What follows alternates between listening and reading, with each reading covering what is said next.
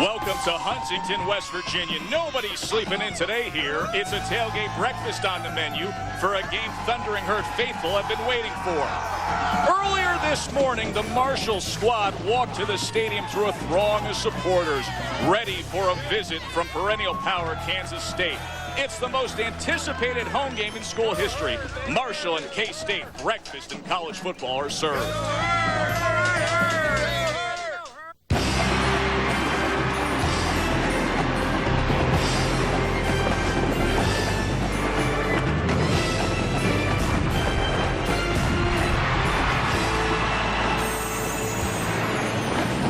Well, the Herd will be thundering. Marshall's young upstarts will play in front of what is expected to be the biggest home crowd in the history of this grand football tradition.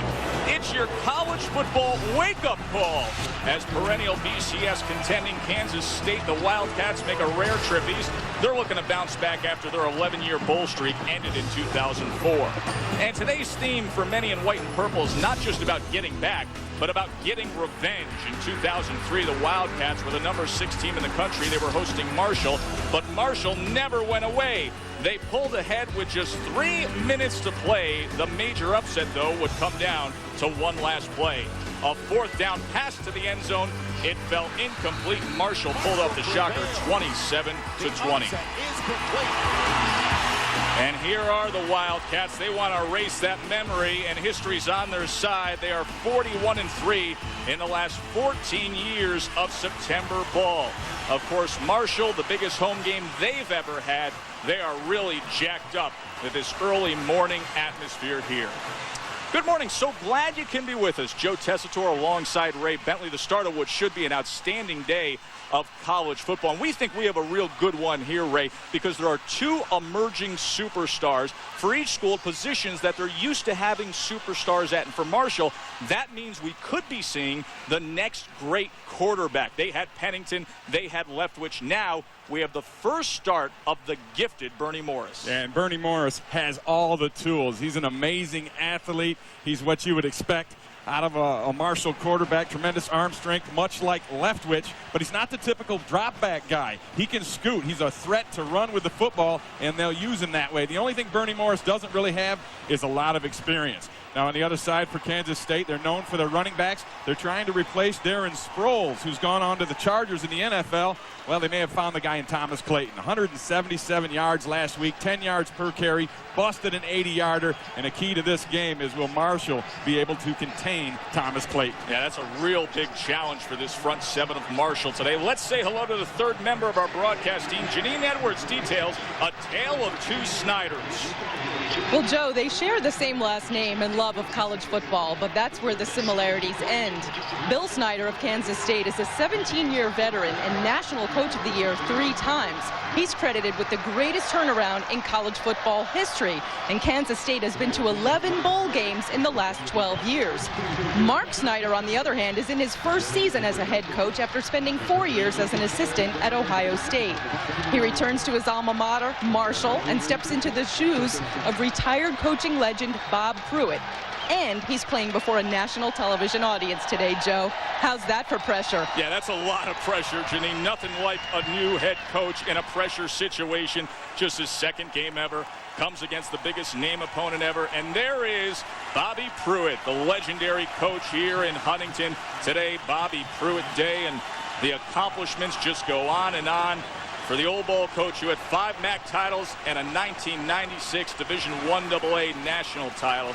He said he knew when his time would come to retire, and that time was this past spring. So we will open up with Kansas State's Jeff Snodgrass kicking off. Back to receive for the Thundering Herd. That's number 39, Dante Newsome, one of their starting linebackers. What a rarity to see a starting linebacker back to receive the kick. He is flanked by number 4, Chris Hawkins. I can tell you, as an old linebacker, that's a dream to be able to return a kick. Hawkins from the end zone, taken down at the 15-yard line, and that's where Marshall will start things off.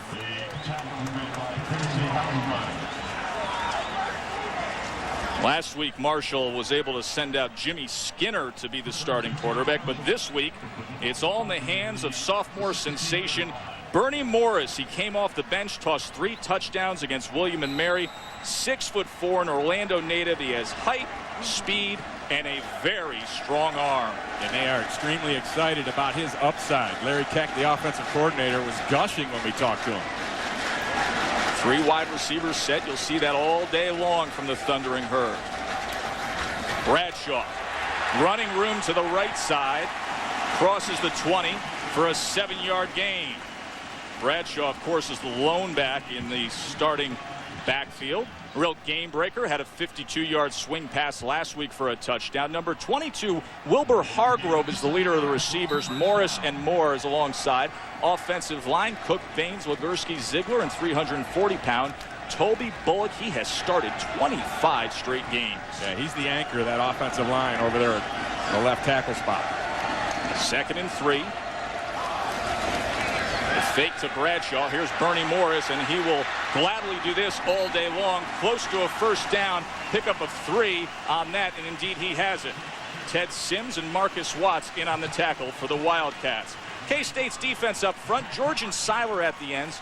Moran and Eccles, real thick run stoppers in the middle. Maurice Mack, Ted Sims, Brandon Archer. They're a good group of linebackers. They can run. Some eye-openers among the DBs. Number 17, Maurice Porter. Number 2, Marcus Watson. Ray, the play of number 6, Garvin, and number 3, Baldwin on the edges. That grabbed your attention. Yeah, 2 outstanding corners with tremendous speed, and they will be tested today as Marshall loves to throw the football. So Bernie Morris picks up the first down. They go back to the run, and look at Bradshaw, what he does best, getting to the edge, and another first down. Good block by the tight end, Jeff Mullins, a pickup of 15.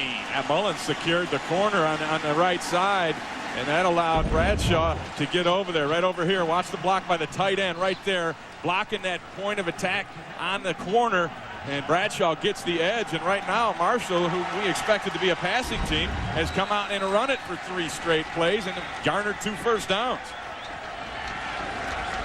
So a good start to the day. There you see Jeff Mullins, a 6'3", 255-pound senior.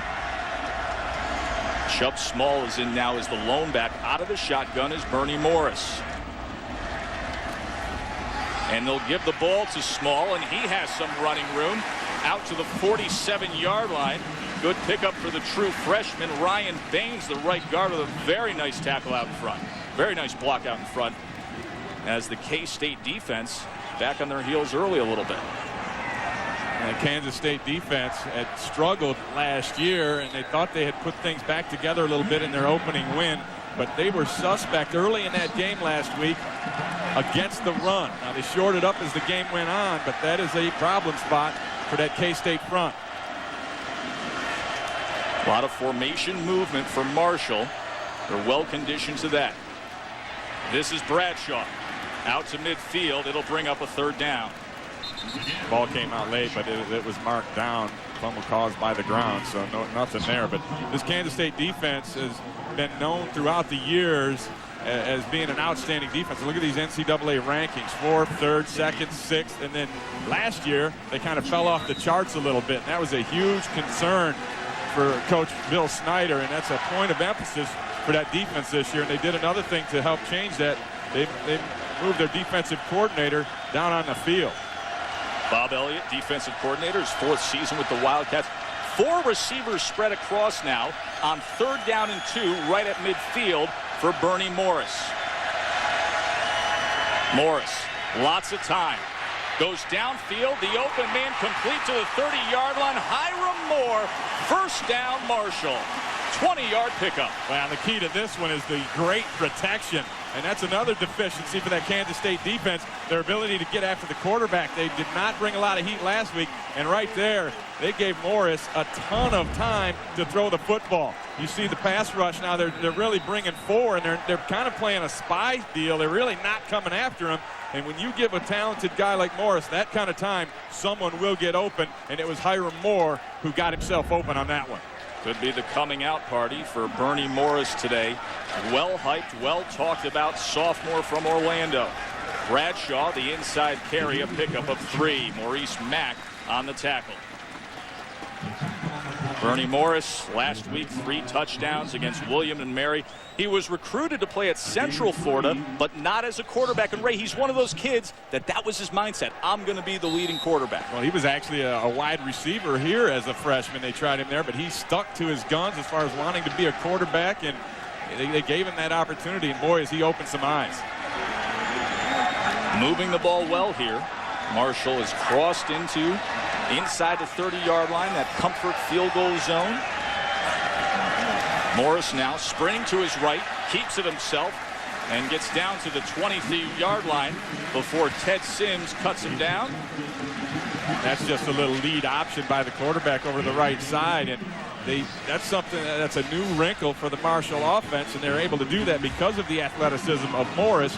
And the other thing that does, if you run a little bit of option, the defense has to prepare to stop the option, and that's just another thing you have to worry about. And when we see Kansas State, they will also run the option with their quarterback, so it's just another thing thrown on the plate of a defensive coordinator.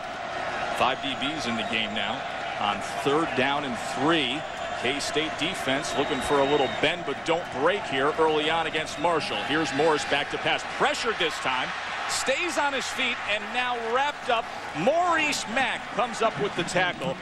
Pressured him there, and it'll bring up a 4th down for the Thundering Herd. Well, Kansas State couldn't get there with just bringing 4. So watch, they're going to blitz the linebacker. Here's Mack right here and Archer right there. And they're going to bring the linebackers. Actually, it's Mack who ends up coming. You see him get picked up late, but he fights off the block, stays in the play, and comes up with a sack. So a 43-yard field goal attempt now for Ian O'Connor. And O'Connor is able to put it up and through. A nice opening drive for Bernie Morris and the Thundering Herd offense. They are up 3-zip, 9:42 to go in the first. Let's see if K-State can get something on the board when we come back.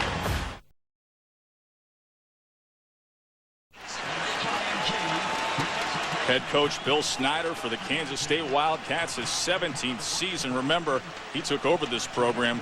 They were on a stretch, a winless stretch of 26-1, but boy, has he turned things around. But now he has to do it again. Last year, the first time in 11 years that the Wildcats didn't make a bowl game, and now they find themselves trailing Marshall 3-zip early on here in Huntington. Yeah, one of the things he talked about was the spirit of the football team and the enthusiasm, and he addressed those issues in the offseason. Ian O'Connor, after his 44-yard field goal, kicking off, sends it to the end zone. This is Yamon Figures, very speedy return man, but nothing doing. The ball is loose, it's on the ground, and Marshall looks to have recovered down at the 11-yard line.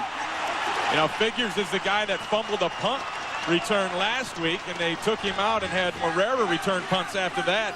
Now he loses the football, and it's Marshall ball. Jeremy Rodimer with the fumble recovery. Great special teams play. And Coach Snyder, you know, Ray, he said all week long, we got to take care of that football. 2 for 2 now, fumbling the ball on returns for Figures. Yeah, this is just not good, and doesn't have the football secured. And then the big hit coming in and putting the helmet right on the football came from C.J. Spillman of Marshall. He's the one who knocked that thing out of there. So the Marshall offense with a chance here to jump out in front against K-State 2 years ago. They pulled off the major upset against the team that was number 6 in the country, and now momentum building early. 4 wide receivers for Bernie Morris. Morris looking for the screen pass to Bradshaw. He's got his blocks, and he's down to the 6-yard line. A pickup of 5 yards. You know, this is what they call a sudden change situation for the Kansas State defense, and they struggled in sudden change last year. And last week, they gave up the ball on turnovers a couple of times and allowed touchdowns 2 out of the 4 times after a sudden change. So the key right now is holding them to a field goal. That's what Kansas State has to hang their hat on. They can make a first down at the 1-yard line, so this is a 2nd down and 5 from the 6. Once again, 3 receivers spread. Bradshaw gets the call. Good blocks up the middle, and he's into the end zone for a touchdown. Ahmad Bradshaw. Boy, this is a role reversal of what I expected in this game. I thought Kansas State would come out and be able to punish with the run, but so far Marshall has had all the success on the ground with that man right there, Ahmad Bradshaw. And he is an outstanding back, built low to the ground. He's 5'9", but he's got unbelievable feet. And he showed you right there, gets it in the end zone. What a start to the day for the Thundering Herd offense. The sophomore from Bluefield, Virginia, Bradshaw, punches it in. And now Ian O'Connor looking to tag on the extra point. He does so. A 10-zip lead. 8:51 left in the first, and the K-State offense hasn't gotten on the field. And we talked to Larry Keck, the offensive coordinator. He said we need more continuity on the offensive line. Well, this is continuity right here. A nice block there by the backside guard, 72, Ryan Baines, of cutting off that pursuit. And that gave just enough of a crack for Bradshaw to squeeze up in there and fight his way into the end zone. Bradshaw had 2 touchdowns last week.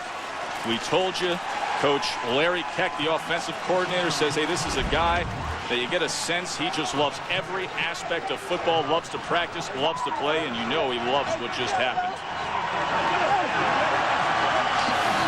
Well, we told you it's Coach Bobby Pruitt Day here. He had Randy Moss once upon a time, and he had plenty of wins here in Huntington. Won 94 games during his tenure, including 5 MAC titles. He led the Thundering Herd to 7 bowl appearances and placed 13 players into the NFL draft.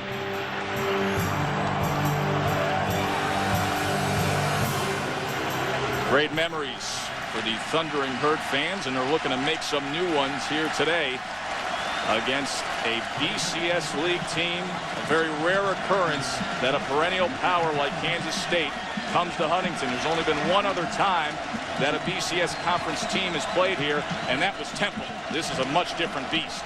And there's a lot of time left. Kansas State needs to just settle in and start playing their brand of football. And guess who won't be returning the kick? Yamont Figures has been pulled in favor of Jermaine Morera. Here's Morera. Jermaine crosses the 20. He's got running room. Makes a move at the 37 and is finally pushed out of bounds at the 42-yard line. Good return for Morera. 43 yards on the kickoff return. So the Kansas State offense finally gets to come out onto the field. 8 minutes and 42 seconds left to go in the first, and we get our first glimpse of the quarterback, Alan Webb. He's 6'3". He's from Denver, Colorado. In fact, his grandfather, Wellington Webb, was once the mayor in Denver. And Webb did a real good job of just managing the offense, and they look for him to do the same here today. Yeah, Webb has a very strong arm and is extremely accurate in the 3-step game. Play action, Webb. Lots of time, and he's going downfield. Wide open is, unbelievable. Is that painful or what? It's Allsep, the running back, who he faked to initially on the bootleg, and he just snuck up the sidelines, and nobody from Marshall saw him. And that was an opportunity for Kansas State to get right back in the game, but Allsep ends up dropping this football. Carlos Allsop is a guy who's just not on the field much. They sneak him out there for the first play. And, oh, boy, is he going to think about that one for a long time, Ray. Oh, they brought him out. That was his chance to shine, and he was right there in the sun and dropped it. Inside handoff now to Thomas Clayton. We told you about Clayton earlier. He's a very speedy tailback. Curtis Keys came up with the tackle there. You see the big blockers, number 42, Victor Mann, the receivers, Figures and Nelson. Nelson made the switch from defensive back. The line up front, Clary, Hafferty, Vogelai, Boss, and Weifert. So a third down early on here for Kansas State. 3 receivers to the near side. Davin Dennis has come into the game, and now Webb chooses to go under center and audible here. Yeah, you're going to see a lot of this throughout the game as both these teams like to change the call at the line of scrimmage and use as much time as possible. They use too much. Yeah. You're right. Use too much, my friend. But that play clock was ticking down. That's a good decision by Alan Webb to take that timeout right there. It's a big third down early in the game. Saw those great scenes of Coach Bobby Pruitt, all the success here in Marshall. He now joins our Janine Edwards. Janine? That's right, Joe. He retired as Marshall's all-time winningest coach with 5 MAC championships. And 2 days before spring practice this season, you announced your retirement. Why'd you leave coaching? It was just time. It was time to go in a little different direction for a little while, but it was all good. We had everything in place, and as you can see, we have a good football team. Now, Mark Snyder is playing a formidable opponent today. He's playing before a national television audience and gallantly attempting to fill your shoes. If you were him, what would be going through your mind today? Just doing what he's doing. He's got good players, and they're an outstanding coaching staff, and I'm so proud of what they're doing. I can't stand it. I'm really proud of what our student body and alumni has done. We've raised over $500,000 for Katrina and hope to go to $1 million and Give a Buck campaign we started. Wow, that's very noble. Yeah. Now, you lobbied hard to get Marshall into Conference USA. What will that mean for this program? It's recognition and perception. I think that we're very competitive, even though I think that the Mid-American Conference and some of their teams are very tough this year. After 9 seasons as a head coach, what are you most proud of? This right here, playing Kansas State at home. Thanks, Coach. Joe? Isn't that something? Won more games than any coach in Marshall history. And now his former defense could come up with a big stop here. Swing pass to Clayton. Needs that first down, and he's got it. The pass is completed. Boy, and linebacker Dennis Thornton was out there, avoided the blocker, and had the chance to make the stop. But I'll tell you right now, Clayton is just too shifty. You're going to see the linebacker right here.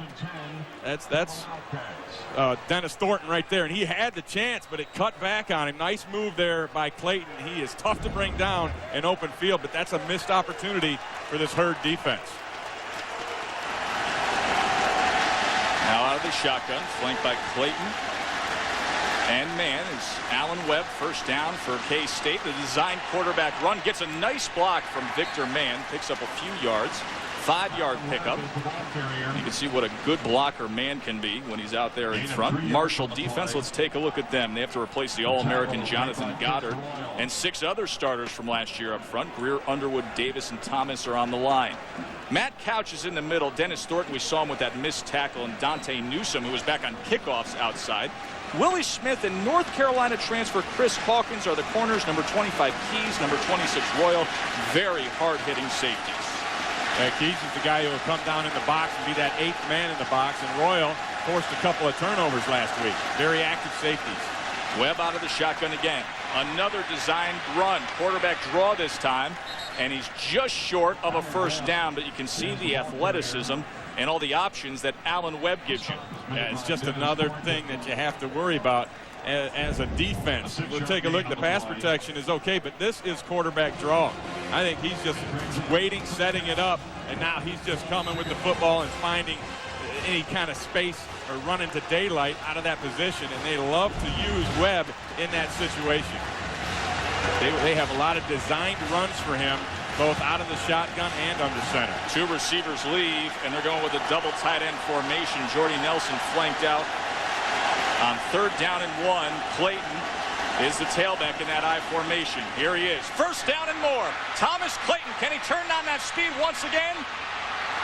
Yes, into the end zone. Thomas Clayton, the transfer from Florida State who exploded last week for 177 yards and 2 touchdowns. Grabs his first of the day today. Good blocking up front from Vogelai and Boss. And, and you see it so often on short yardage plays where if they bust through the line of scrimmage, it's going to go to the house. And that's exactly what happened here. Marshall stacked up against the run, tried to come in and fill all the gaps, did not get that A-gap covered. And once Clayton busted through, it was a foot race to the house, and you saw Clayton won that one. So K-State answers right back. What an offensive start to the day.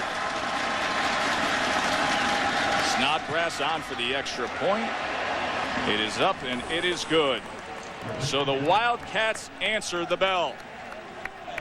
Thomas Clayton, the junior from Virginia, the 38-yard touchdown run. 10-6 Marshall, 5:46 to go in the first.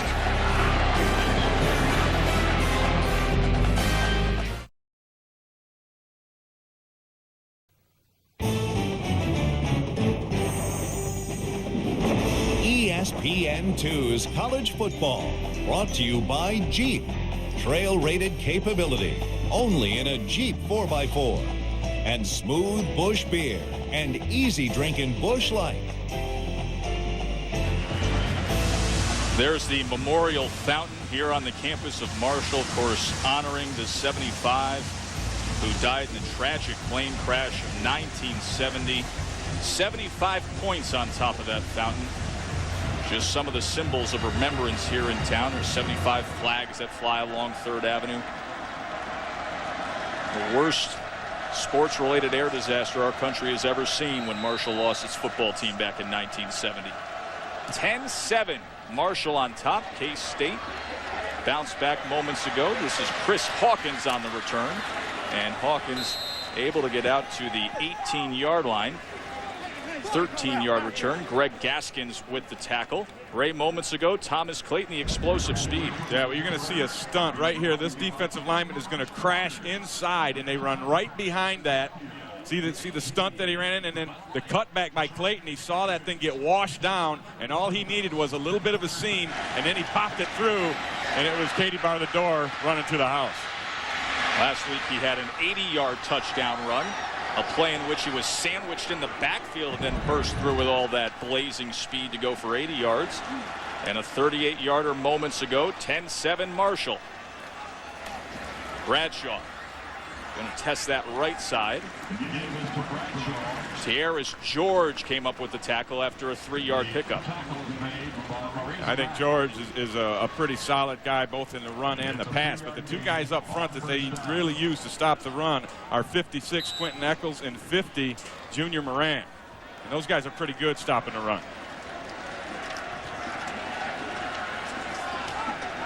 See a lot of shifting by that Marshall offense. Now in the shotgun without a running back is Morris. Morris is going to keep it himself. Design play. And he's wrapped up. Just a pickup of maybe a yard, but Maurice Mack was able to come in once again. He had 5 tackles last week against Florida International. You know, more on that shifting by the Marshall offense. We talked to Larry Keck, the offensive coordinator, and I said, well, what's the main focus, main point that you get out of all that shifting? He said, you know, the biggest thing is it just makes the defense have to prepare for that many more things. They've got to determine, all right, where do they start, where do they end up, and it does put a lot on that defensive coordinator. Little brain clogger there. Yes. Little mind bender for him.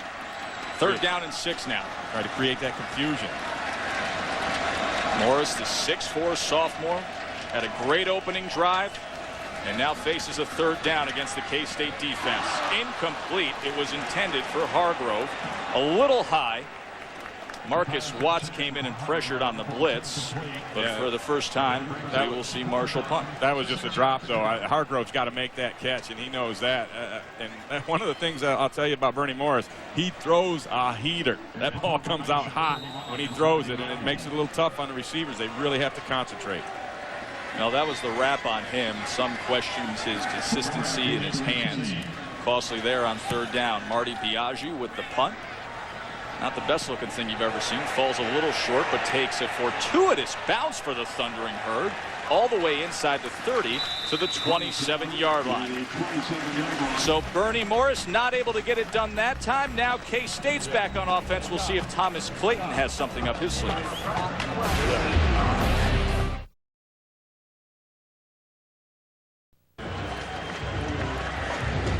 Thomas Clayton fans here in Huntington, West Virginia, they liked what they saw the last time the K-State offense had the ball, as Clayton was able to explode for a 38-yard touchdown. Of course, the man he's replacing, Darren Sproles, was he something special or what in the purple and silver? 11th in NCAA history with 49.79, almost 5,000 career yards rushing. He had 3 consecutive 1,000 rushing yard seasons. Of course, now he's part of the San Diego Chargers backfield. And there's Thomas Clayton. He's doing a nice job of filling in those big shoes. Yeah, he's looking very Sproleish. Very Sproleish. Clayton goes 6 foot, 225 pounds, so he's a bigger tailback, but you can see the speed is there, and here he goes again. Janine Edwards has more on Thomas Clayton. Janine? Well, Joe, he may look Sproul-ish, but he says he would love to play like Edgerrin James of the Colts. Tough, powerful, great vision. Clayton says he's determined to be the best back in the nation, and he was popular right out of high school, recruited by Florida State, North Carolina, Penn State, and Notre Dame. He was one of the high school Americans who Florida State was able to rope into a recruiting class, but he transferred to K-State, had to sit out 2003, but a young man in the offseason was clocked in the 40-yard dash running a 4.32. Now the option to the right side. Webb. Close to the 35-yard line. Tackled by number 95, Chris Terrell. There's that option wrinkle from Kansas State. Both of them will do it because they have the athleticism at quarterback. And again, that just puts a little more pressure on the defense. So it'll bring up a third down. Thundering Herd faithful. Big day for them. Third down and 2. Big play action down for Kansas State. And the thunderclaps are out as this Edwards Stadium generating some good noise early on here in the first quarter. Penalty marker comes down. They did indeed. It's going to be a first down for the Wildcats. Looked like Adrian Davis was the man that was offsides. Davis, the junior from Quebec, and strangely enough, Coach Collins. Prior to the snap, offsides. Number 84 made contact prior to the snap. 5-yard penalty results in a first down. Defensive coordinator Jim Collins calls Davis the smartest player on the defensive line. Not that time. Of course, a big day of college football right here on ESPN. Steve Spurrier, welcome back to the SEC. How about playing number 9 Georgia at 5:30 with DJ Shockley coming off those 5 touchdowns. Then tonight, because of Hurricane Katrina, the LSU-Arizona State game moved out to Tempe, number 5 versus number 15 at 9 p.m. First down for Webb and company. 3 receivers in for the Wildcats.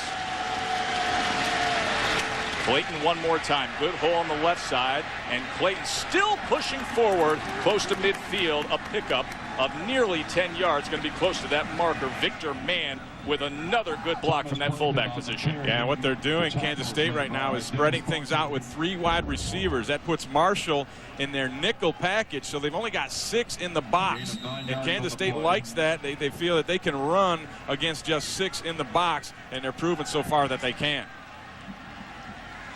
So it'll be second and very short here. Thomas Clayton off to a great start today. 4 carries, 54 yards, and a touchdown.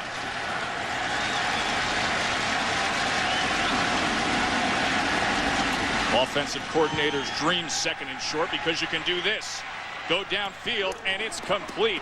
Good pickup. Jermaine Morera.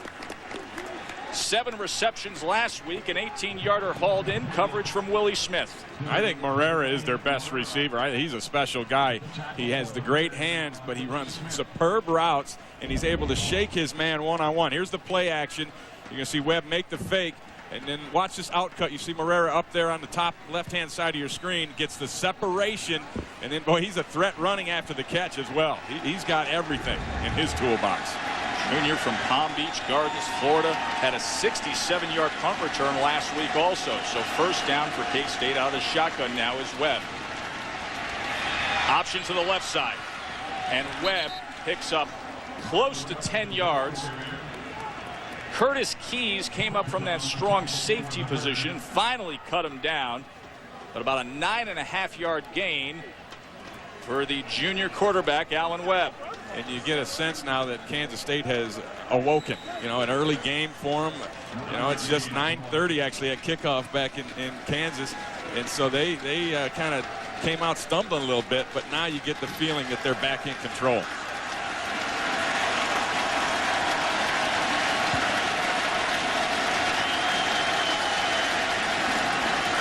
Another second and short. Lots of options for Webb, and he's going to Jordy Nelson.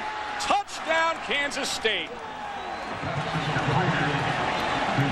Penalty marker is down. We're going to need to check that. But Allen Webb took full advantage of the down and distance once again and sent it flying to the corner of the end zone. Yeah, nice play call over there. They ran that play action pass on second and less than 1, and it turned out well.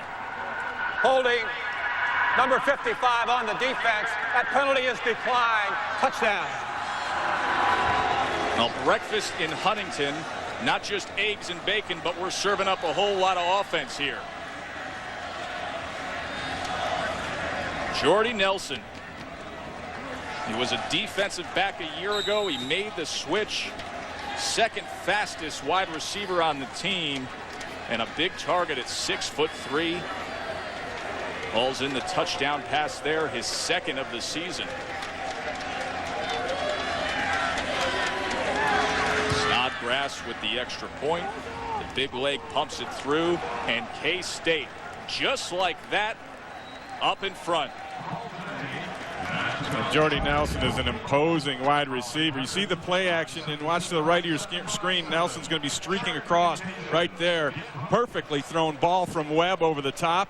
And we'll take a look at Jordy Nelson. You see the defender right there, Willie Smith, got his eyes caught into the backfield. And then Royal, the safety, comes over to help as well, but it's just too late. And those defenders, they got caught in a run situation with their eyes in the backfield at the quarterback. And when you do that, you give that receiver the step, and it's over.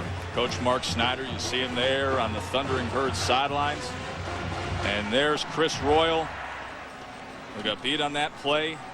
The senior was tied for second in the nation last year with 6 interceptions. There's a guy who had a lot of interceptions back in the day. Coach Mark Snyder had 10 when he was a defensive back in one season here at Marshall. 1987.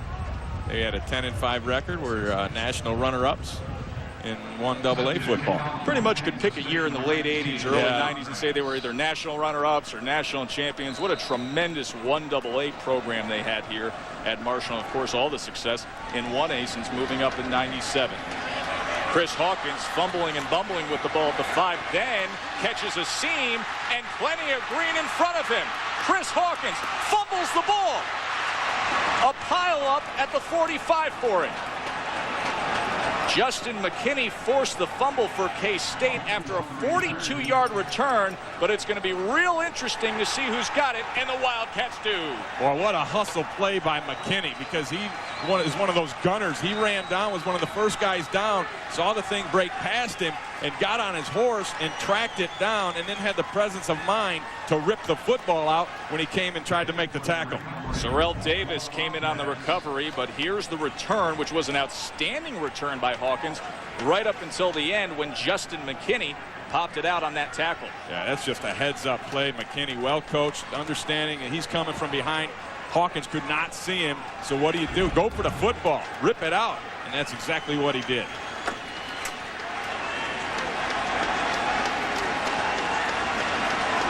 So what a turnaround here as we come to the end of the first quarter. This will be the last play of the first quarter for Alan Webb and the K-State offense. Thomas Clayton, nothing there. Really nice defensive surge by Albert McClellan. A 2-yard loss. The freshman from Lakeland, Florida, coming in and doing what not many defenders have done. Stop Thomas Clayton. Closes out an action-packed first quarter here from Huntington. Marshall was hyped up. The biggest crowd, the biggest opponent that's ever been here. And they started out high. Ahmad Bradshaw, they were up 10-zip. But the Wildcats would wake up on this early morning. Thomas Clayton, the 38-yard touchdown, and K-State's up 14-10.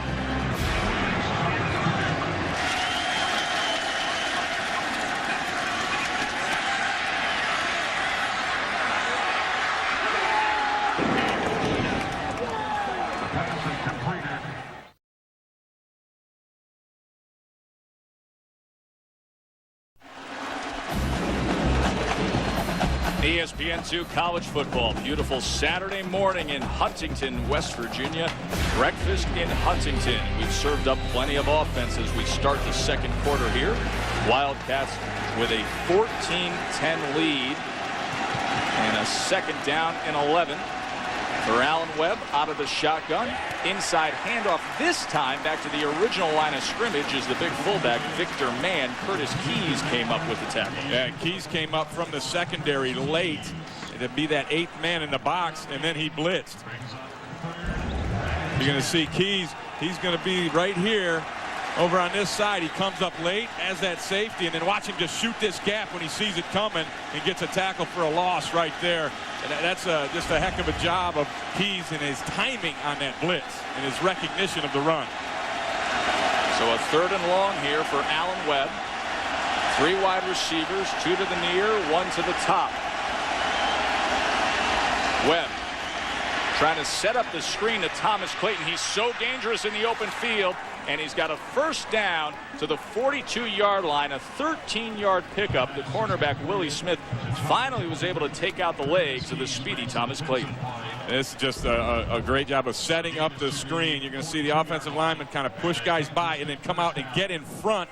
And right there, it wasn't much of a block by big number 72 Hafferty, but he did force the defender to pick a side. And if you pick a side and Clayton's got the ball, he's going to pick the other side, and he's going to get some good yards. Yeah, very shifty, has that instant acceleration. So K-State moving the ball again. Clayton, inside handoff, nice move to get to the 36-yard line, pickup of 6 yards. Keys once again coming up. And I said it earlier towards the end of that first quarter, Kansas State now has gotten their offense settled down into a rhythm, and they are doing whatever they want right now. That Marshall defense, which came out very good early on, they're starting to leak a little bit. They're leaking some oil. It was 2 years ago when Marshall went to Manhattan, Kansas, and upset the 6th-ranked team in the country 27-20. You know that's still on the minds of this Wildcat program. Clayton close to another 1st down, probably just short. Curtis Keys once again in on the tackle. The junior from Mississippi has been very active so far today. You know, and I talked about having 6 in the box. 1, 2, 3, 4, 5, 6 is what Marshall has in the box. Because of the spread out formation, they've got to commit defensive backs all over the field here to take that away. And now you have a better matchup on the inside in the running game. And that's what they're doing right now. When they see 6 in the box, they're checking to the run, and they're being successful with it. Advantageous matchup for Thomas Clayton. Clayton will be the lone back. 3 wide receivers, nickel package, and a 1st down with the 2-yard pickup by Webb. Yeah, well-coached football team right there. You come up, you just have a little bit to go, so you go ahead, quick count, quarterback sneak, catch that defense not quite ready, and you only have to get a little bit. And when Webb's got the football in there, he's got some pretty strong, powerful legs at 6'3", 210 pounds. He'll get you those 6 inches. Ray, it's so interesting to see the differences from week 1 to week 2 with football teams. In college football, they say that's the biggest learning gap you'll ever see. But if there's one thing you can say about both teams, the intensity and the focus really rises up in that week 2. It really does, and I think Kansas State recaptured that. Marshall came out on fire, and then Kansas State kind of rebounded off of that. Now they've taken the momentum. Webb now going to air it out, looking for Figures. Incomplete. Coverage by Willie Smith. He stayed with him stride for stride. Yeah, very good, solid coverage by Willie Smith, the senior out of Palm Beach Garden, Florida. Locked right up on Figures and was with him the whole way. Here's the look at it. You see the good technique, gets the hand on him, the turn and run, and now when the receiver looks for the ball, defender turns and looks for the ball. Just great end to that play by Willie Smith. 6-foot senior Willie Smith. Defensive coordinator Jim Collins made the point of saying, you know, he's 6 foot tall, but he's got longer arms than a man of that size, and that helps him out a lot out there on the edge. So a 2nd down out of the shotgun again for K-State. From the 31-yard line, Webb's going to keep it himself. Webb is taken down. Matt Couch, the middle linebacker, takes him down after a 5-yard pickup. It'll bring up the 3rd down. Yeah, good open field tackle by Matt Couch, who, when we were speaking to Jim Collins, the defensive coordinator of Marshall, he pointed him out as a guy that needs to step up into a leadership role. He said Curtis Keys and Chris Royal are kind of the leaders, but they're looking for Matt Couch to step up and take his part of that.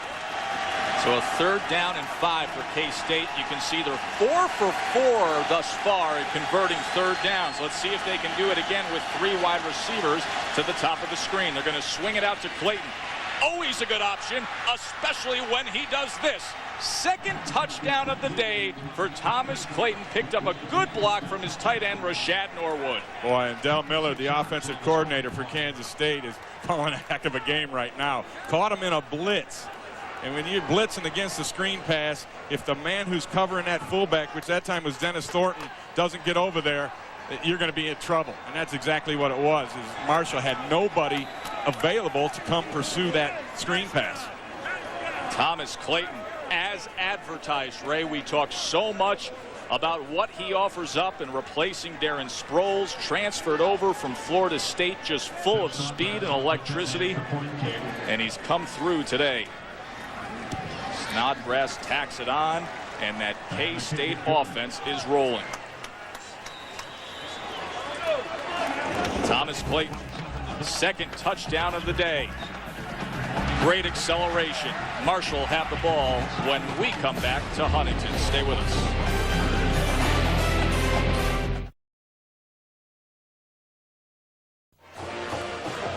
Joe Tessitore, Ray Bentley, Janine Edwards with you here in Huntington, West Virginia. K-State has jumped out 21-10.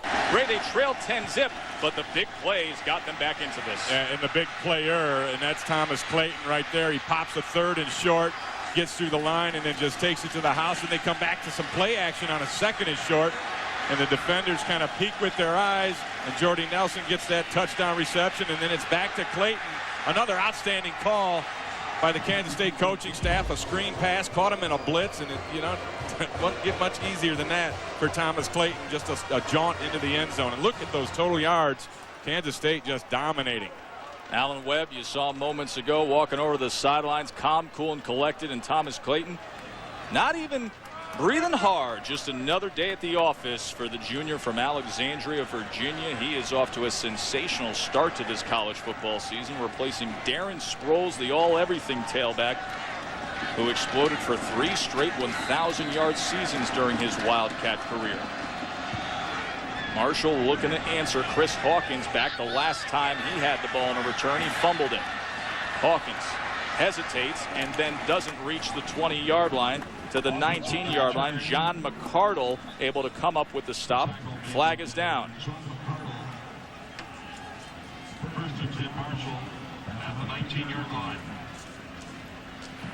Offside on the kicking team. Well, K-State has really come together, and team unity a theme, Janine Edwards, isn't it? That's right, Joe. You know, after the debacle that was their 4-7 season last year, Coach Bill Snyder said, I came to a conclusion at the end of the season that we had some guys that were playing as individuals and not as a team. So he decided to take the names off of the Kansas State jerseys. That's the first time this team has played without names on their back since 1987. And Snyder gave 2 examples of Kansas State teams that overachieved without big name players, 99 and 02. On that team unity paying off here in the second quarter against Marshall. Hey, whatever it takes after a season that they're not used to having. Some were questioning, is that the way it's going, or was it just a hiccup? Complete over the middle, crosses the 30-yard line for a 6-yard pickup. Matt Morris on the reception from Bernie Morris. Morris to Morris.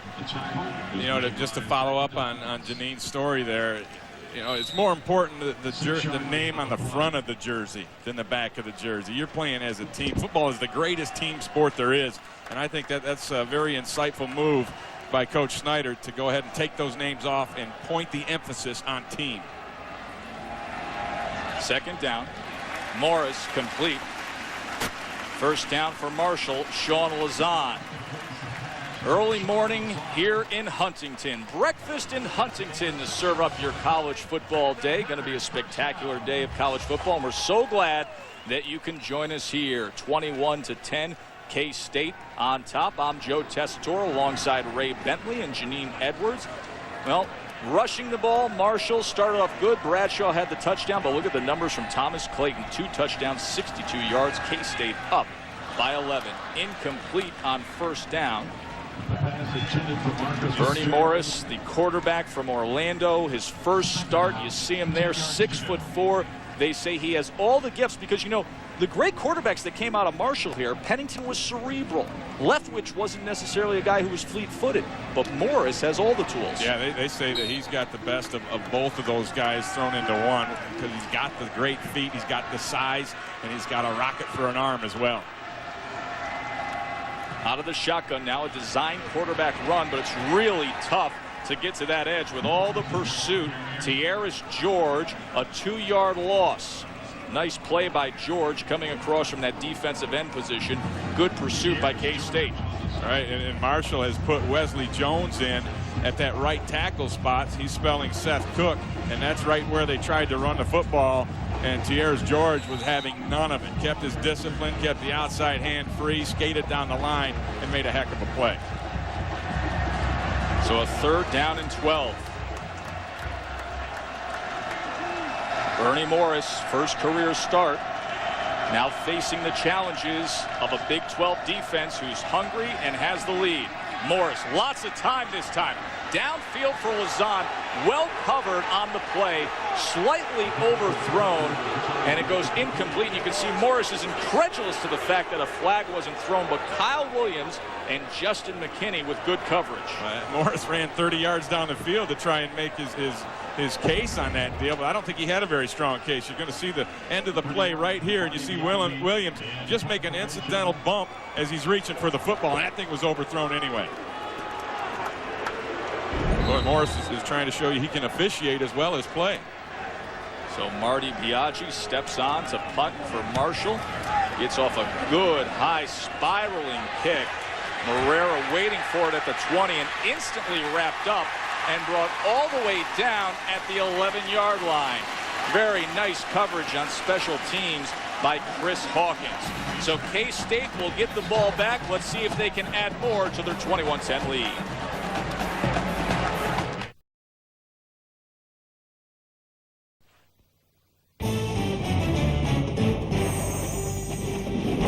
ESPN2's College Football, brought to you by Cargill. We collaborate, create, and succeed with our customers. And KFC's new flavor station. Be the boss. Choose your sauce at KFC. Home crowd looking for a little defense here. K-State up 21-10 on Marshall here in the second quarter. Thomas Clayton, 3-yard pickup. Just the start to a big day of college football. Of course, ABC will have regional coverage today at 3:30. Then tonight at 8 o'clock Eastern. Boy, is this a big one early in the season. First ever meeting between Texas and Ohio State. Number 2 visits the Horseshoe. Number 4, Ohio State. Can they stop the Heisman candidate, Vince Young? I'll tell you what, this is a couch potato night tonight, yes, Ray Bentley. Can't wait to get home and do that. Exactly that. Play action, Allen Webb. Look at the time he has. Airs it out downfield. And Jordy Nelson, the former defensive back, turned into a defensive back for K-State that time. Batting it away, Jeremy Rodimer thought he was going to come up with an interception. Yeah, and Webb got very lucky there because he did not see Rodimer sitting on that back side, and he just kind of lofted that one up, and Nelson broke it up, or that was a definite interception. You see, here's a little play action. Ducks down, but Webb does not see the corner coming over here from this other side. Right there, jumping in front. Rodimer should have had that interception. He's got to come to the football. If he comes to the football, he's got an interception. Nickel packaging for the Marshall defense, trying to stop K-State on a 3rd down. They haven't today. K-State's 5 for 5. Screen pass, Jordy Nelson. Close to a 1st down. I think he got it. 6 for 6. Curtis Keys came up with the stop. Nice play by Jordy Nelson. Very fast and big target, 6'3", and the second fastest player on the team. And a nice scheme by the Wildcats. They've been very successful with the screen to Clayton. So they set that up. They show the screen to Clayton to the left, and it was actually a double screen. They run the receiver screen back to the right, and that's a pretty good play call. I like this scheme. I like the way this offense is being called right now. Del Miller, the offensive coordinator, doing an outstanding job. I'll tell you, we talk so much about Bernie Morris, the quarterback for Marshall, and all his upside, but Allen Webb is putting together a great first half here for Kansas State. We got movement up front. Looked like there was motion on K-State right side of the line, Ray. It's Wofford, the right tackle. Here, what defense was moving as well. We'll see who they call it on. Gil Gelbke will clear things up. Offsides. Defense number 52 made contact. 5 yards, remains first down. Well, that's one So of it's all those rolling against that's a them. little questionable, too, because Wofford definitely moved early, but they're going to say that he was drawn off by the defense. And that was Floyd Wright, number 52, who got that penalty. Floyd Wright got a late start to football, was a two-time All-American high school wrestler, and was a junior college All-American wrestler, and now in the rotation of that front seven for the Thundering Herd. Right, at Moore Park College. Remember, they're trying to replace Jonathan Goddard, the all-everything defensive lineman from a year ago. This one intercepted. Jeremy Rodimer, and a good return to boot. Rodimer inside the 10 and finally hauled down. Big left tackle Jeremy Cleary finally wrapped him up, but not before a 45-yard return by Jeremy Rodimer. And Alan Webb was not on the same page as his receivers. All three receivers on that right side ran vertical. They ran go routes. He expected somebody to break that route off. He threw underneath, and there's just the defenders there. You're going to see, look at those receivers up on the right side. Everybody going deep. He expected somebody, and it looked like Jordy Nelson, to kind of hook up into that seam area. The receiver did not do that. Webb threw it to the spot, and Rodimer was right there. First career interception for Jeremy Rodimer, who comes from enemy territory in Morgantown, West Virginia. They're going to start playing the Mountaineers come next year as Marshall. Bernie Morris now. Inside handoff to Ahmad Bradshaw. Nothing doing, no gain. It'll bring up second down and goal. Steve Birch with a nice tackle. A good penetration from Birch down there. Shot the inside gap.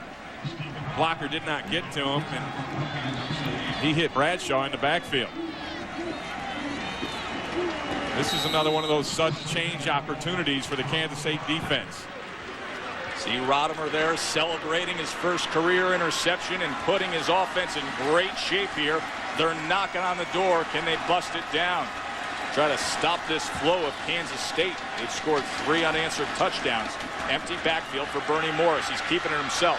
Crowded in the middle, isn't it? Lost 4 yards. The entire front four of K-State meeting at the quarterback. Well, they knew that Marshall loves the quarterback draw down in that area of the field. In fact, last week Marshall ran that play as a 2-point play in their win over William and Mary. So the scouting was they did a nice job of scouting this one out, and nobody was fooled by that quarterback draw. Little group photo there. So a third down and goal. Can Marshall take advantage of the opportunity that their defense has given them? It's a great spot for a screen pass to Bradshaw. And he's very dangerous if he can get himself out to the outside. Third and goal. Morris looked to Bradshaw first. Now lots of time. Goes over the middle to Hiram Moore. And it's a pickup of 5 yards. And they're giving it a look here on fourth down. What will Mark Snyder do? I think you have to kick. You have to kick and get the points right now.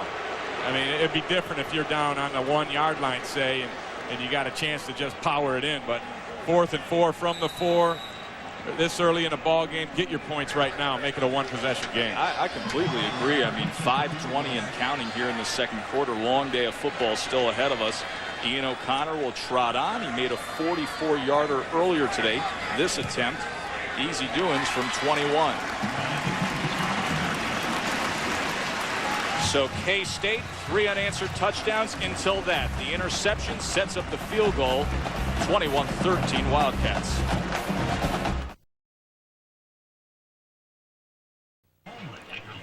How many times do you see a 4-play 1-yard drive that results in a score? We just saw it, in Marshall now cuts the lead to 21-13. That guy right there hopes he's going to be a future NFL star, does Bernie Morris. Of course, Marshall has seen their fair share.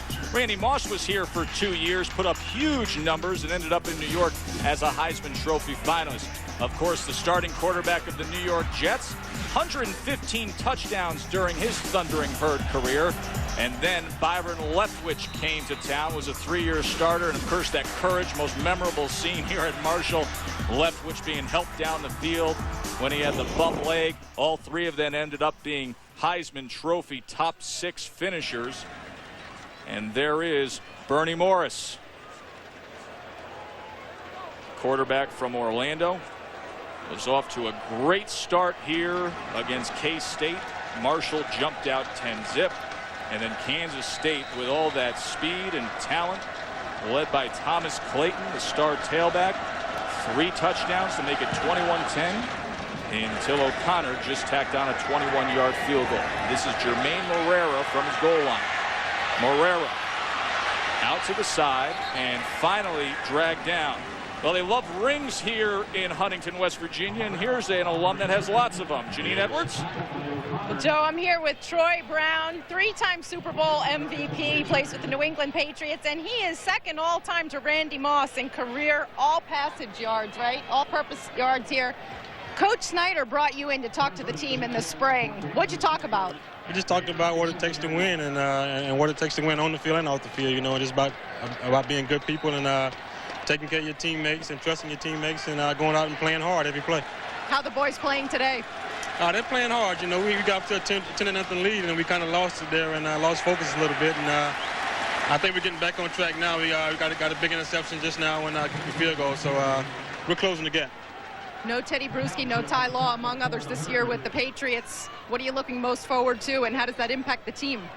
Well, you know, we lost some good quality guys right there, and we got some guys in there to replace them, and not try to do what they did, but, you know, just come in and play the best game that they can play. And, you know, but we're looking good right now. I mean, we had a pretty good game the other night, a lot of mistakes to correct, and I think we'll be okay. You know, we got a big game next week in Carolina in the hot weather, and see how we stand up to that and get a better read about our season, see if we got any better from last week. Thanks, Troy. Thomas Clayton on the carry there. Pickup of 2. Troy Brown the other night, 6 catches, 51 yards, and the beat just keeps on going and going for those Patriots, Ray. Yeah, it's just amazing the program that they have up there. And, you know, we're talking about Bill Snyder and his effort to put the focus on the team by taking the names off the back of the jerseys. Well, that's something that Bill Belichick does so well with the Patriots. The focus is on the team. Troy Brown, part of all those championships you see mounted here on Joan Edwards Stadium. This is a 3rd down. Defense came up big last time against the K-State offense. Can they do it again? Allen Webb pressure, and Allen Webb is down. Albert McClellan, good surge from the freshman. 10-yard loss on 3rd down, and the punting crew comes on for the Wildcats. So that's 2 good defensive stands now from Marshall, Ray. Yeah, and this is a coverage sack because there's nowhere for Webb to go with the football. You see, he had the time initially. Hersher had a little bit of pressure coming from the right side, and then McClellan finished the thing off with a big sack, the first of his career. Chubb Small is back deep. Tim Rayer. Kansas State didn't have enough guys out there on that punt team. They had to run Norwood out. That's not good, considering what happened last week with their punt team. Right, had one blocked last week, and Mark Snyder said he would go after him today. And they went after that one, didn't get there. High hanger, Chubb Small, right on the point of the attack. The flag goes down, so this probably is coming back. Yeah, that's catch interference. You got to give him an opportunity to catch the football, and it was not given. Yamon Figures was in there right away. Chubb Small trying to haul in that punt. See what Gil Gelbke has to say about this. Referee here today.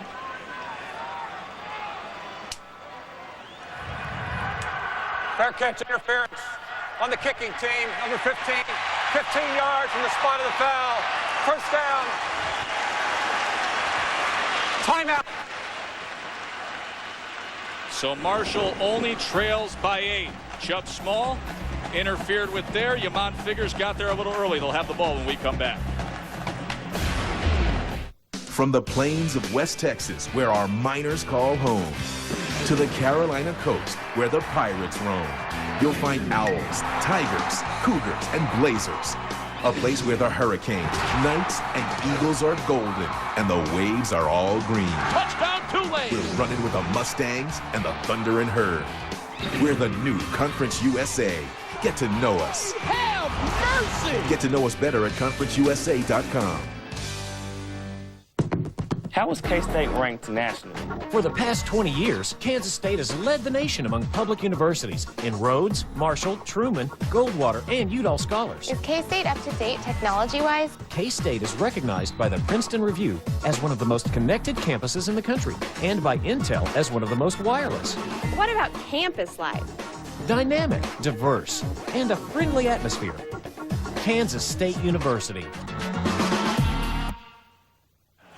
Rated PG-13, playing at the Keith. Marshall will have the ball here in moments. 21-13, trailing by 8 against Kansas State here in Huntington. Well, if you want to know anything about college football, there's one place to go, and that is pick up the ESPN College Football Encyclopedia. It is the biggest, and I mean biggest, Ray. It's the richest reference guide ever published on the history of college football. You got all 119 Division I programs, the Ivy Leagues, the most prominent and historically black colleges, dating all the way back to 1869. It's available now wherever books are sold. You said pick it up. You got to be strong to pick it up. That's about a 10, 15-pound book there. Let me tell you something. I carry that thing around with us doing our research. Weighs about as much as a 4th grader. Here's Bradshaw swinging it out and loses yardage on the play. Good effort from Maurice Mack to come up from that linebacker position. 5-yard loss. Yeah, Mack had man-to-man coverage on Bradshaw on that one. Got over there and made the big hit for a 5-yard loss. Mark Snyder saw his team jump out 10-zip, all that momentum, hyped up crowd here, biggest crowd in the history of Jones C. Edwards Stadium, biggest opponent to ever come to Huntington, and they had things rolling. But then K-State came back, and now maybe a momentum shift here. Just 2 minutes to go before the break. Yeah, their defense has definitely been shored up the last 2 drives. They had a turnover and a 3-and-out. Morris downfield, looked like there was contact. Let's check in. A late flag came out on that because there was definitely contact over there. Contact on the play. Matt Morris, Byron Garvin meeting up downfield.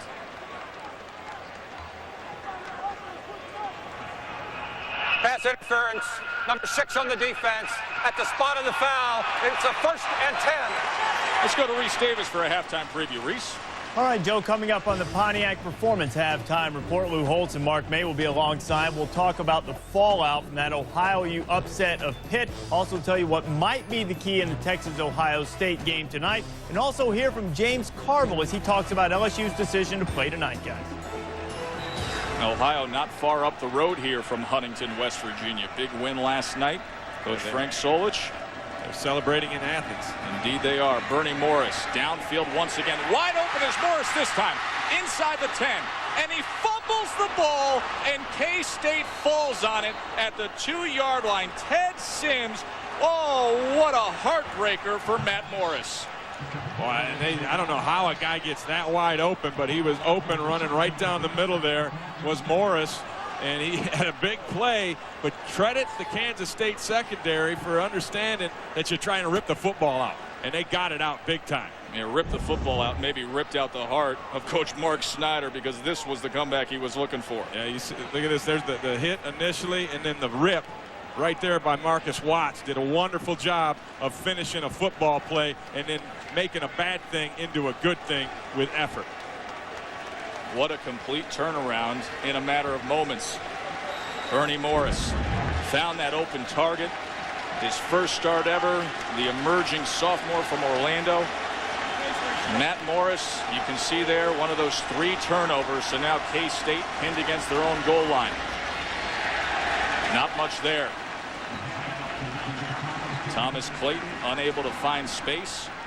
Ian Hoskins came in on the tackle, and Matt Morris, you see him with his head down there, going to try to shake that one off, but so tough to do. Yeah, that's the thing, though. You know, there's a lot of football left, and they're going to need Matt Morris before this is over, so he's got to pull his head back up and get himself ready to continue to play. You can beat yourself up all weekend, all night, but right now you got to keep your mind focused and play football. Marshall defense has come up solid the past 2 times they were on the field. See what they can do with K-State in their own end zone here. Clayton. You know, earlier I was talking about the Marshall defense having just 6 in the box. Well, now they've got 8 in the box, and they're up there, and they are determined to stop the run, and they're doing it with numbers. Going to have a timeout here.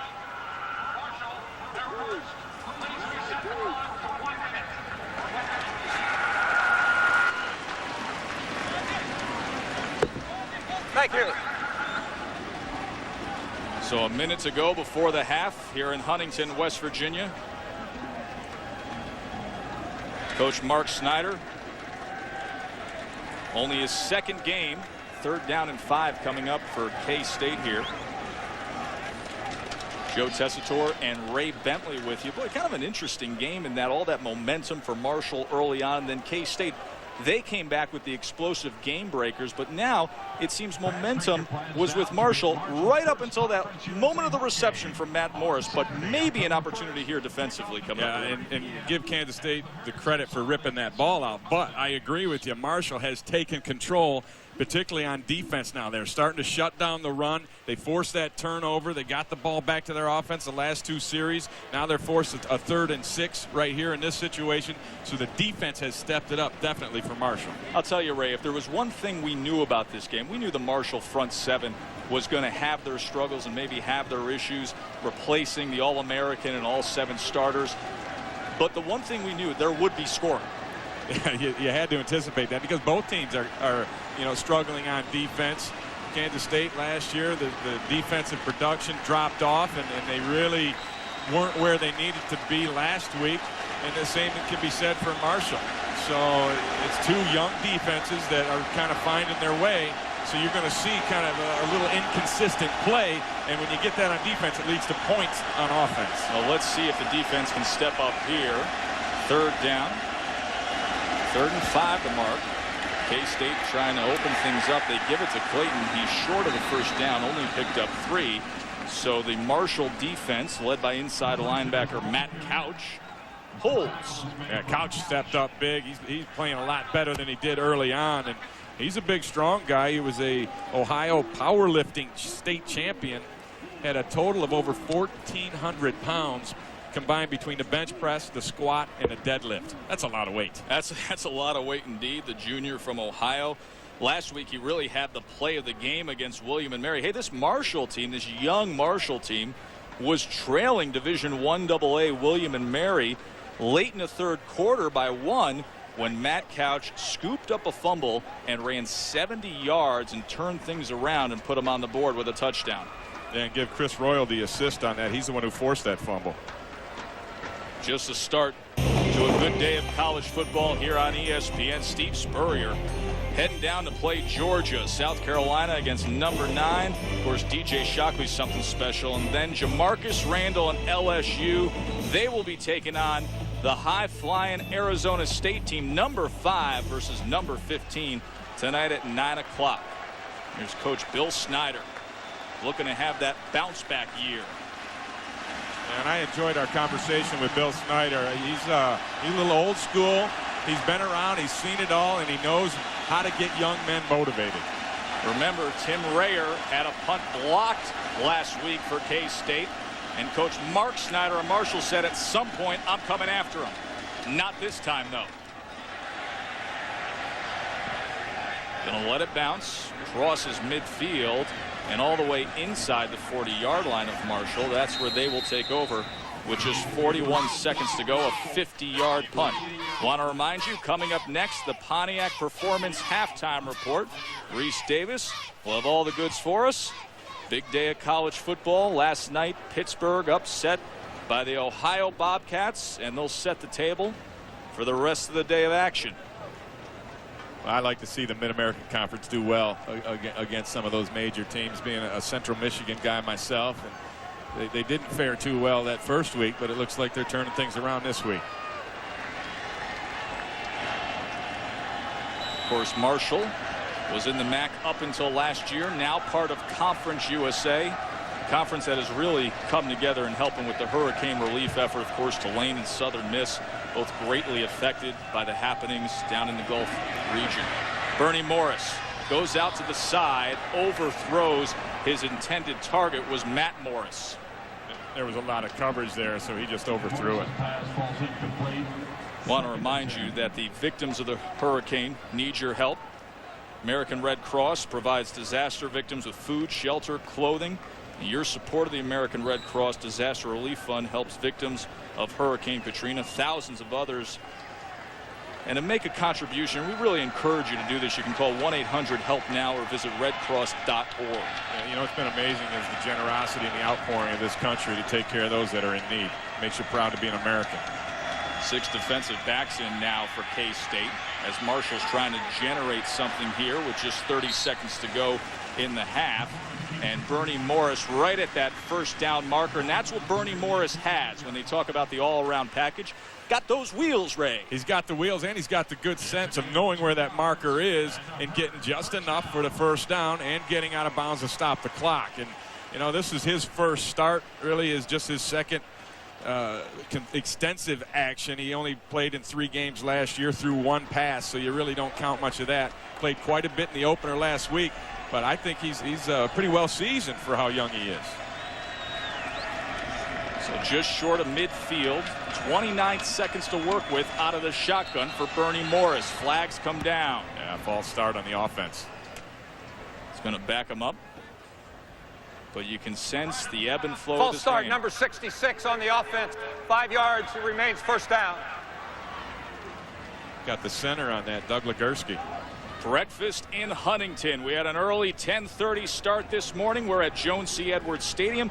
K-State looking to avenge their upset loss from 2 years ago at Marshall. I'm Joe Tessitore along with Ray Bentley and Janine Edwards. Lots of offense. Thomas Clayton has been the star. He has 2 touchdowns for K-State, but momentum has swung back to Marshall. And let's see if they can come up with something here in these last 29 seconds. Bernie Morris is something special. Maybe he has the magic.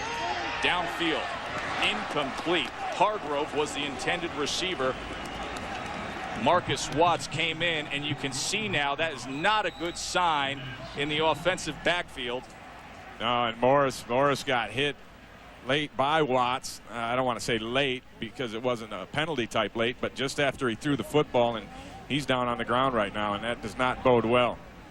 Well, let's take a look at the quarterback pressure and the ensuing injury. Right there is Watts. He's coming on that delayed blitz, and you see him. He just buries his helmet right into the chest of Bernie Morris right there. And Morris, he took a full-on blow from Marcus Watts after he got rid of the football when he's at his most defenseless position. Now, if Morris isn't able to come back in, they are pretty good with Jimmy Skinner, who started the opener last week, and the coach called him a solid guy that will not make mistakes and will keep things going. Called him a steady hand. So, you know, you hate to see this happen to Morris, but for the Marshall football team, they do have another guy that they can get it done with. Yeah, and a guy who started last week's game, Jimmy Skinner, the junior, 6'3", 190 pounds. Last week he was 11 of 17 for 98 yards. And we see Bernie Morris here, the Marshall crowd here starting to clap as he gets to his feet. That's the last thing, though, they wanted to see. This was his coming out party, and he was off to a pretty good start. Here's another look, Ray. Yeah, take a listen. Bam, he got cracked right there, and you just hate to see your quarterback get hit like that in a defenseless position. And it looks, though, however, that Morris has been able to shake it off, and he's heading over the sideline. He's still got a couple of trainers that are tending to him. But we'll get a look at Skinner now. So Jimmy Skinner will come in. Marcus Watts, by the way, who came in from that free safety position with all that speed behind him. They say, everybody in Kansas State says he's by far the fastest player on the team, runs a 4.3, so he generates a lot of momentum when he comes in like that untouched against the quarterback. So Jimmy Skinner with just 26 seconds to go. Last week's starter, this week's replacement.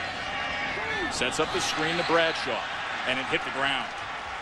Yeah, and you can see that he just isn't quite ready with his arm. And that's an easy pass, so just a little 5-6 yard screen pass, and he underthrew that. Bradshaw was able to scoop it, but the ruling on the field was that ball did hit the ground. You see Skinner looking at his wristband for the play call. That wristband has some extensive information on it. You see that thing right there. Well, that wristband, they have 204 plays on that wristband. Now, it's interesting you bring up the number of plays on the wristband. I know the other night the crew on Monday Night Football is talking about Tom Brady only having 120. 204 in college, 120 for Tom Brady. Yeah, I guess you need more in college. Bradshaw going to close out this first half. Gets the ball close to midfield, pickup of 7. And that'll be it for the Marshall offense that was running pretty smoothly with quarterback Bernie Morris, but he was injured with just 29 seconds to go. Want to remind you, coming up next, the Pontiac Performance halftime report. Ahmad Bradshaw got them on the board with a 6-yard touchdown run. Marshall was up 10-zip. May have one last play here. Timeout, Marshall, their third. Yeah, I think you have to take that time out. throw I'm the Hail surprised Mary. they didn't do it sooner. But yeah, you got one more shot. Let's Never know what's going to happen. Try to make something happen. You're at midfield too, so there is room. Well, Jimmy Skinner, we told you he was last week's starter. His first play of the first game was a 60-plus yard in the air completion, so he can put it up there. Yeah, he hit Wilbur Hargrove on that first play for that 66-yarder.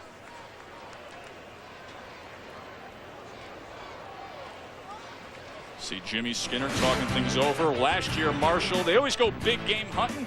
And last year they were up in Columbus taking on number 9 Ohio State. Their future coach, Mark Snyder, was trying to stop Marshall back then.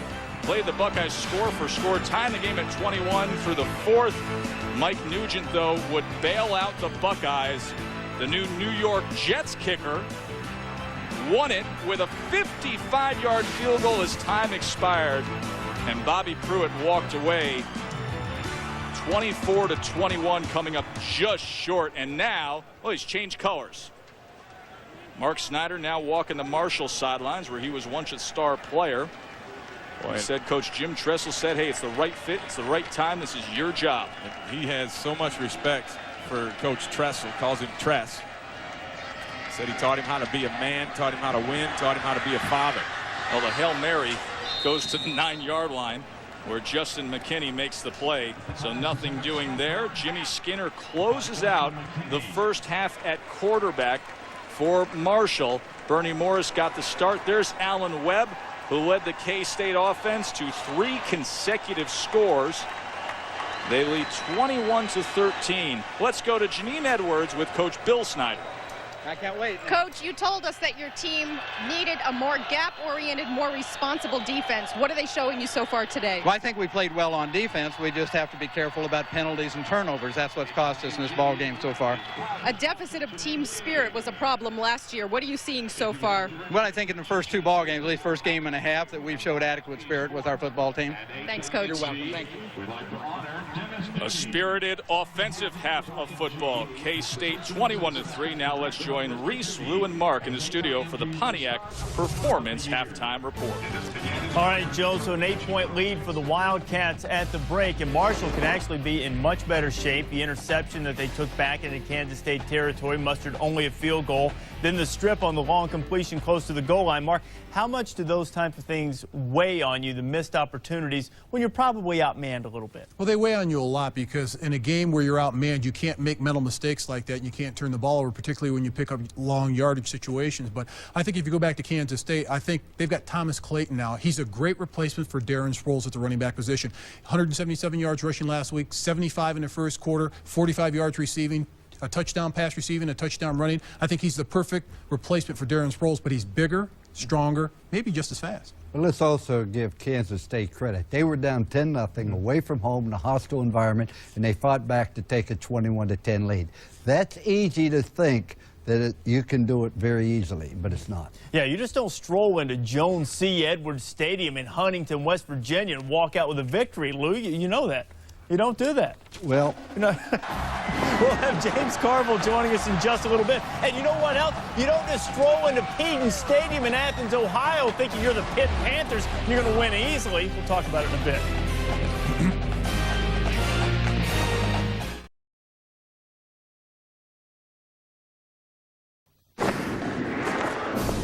Welcome back to the Pontiac Performance Halftime Report.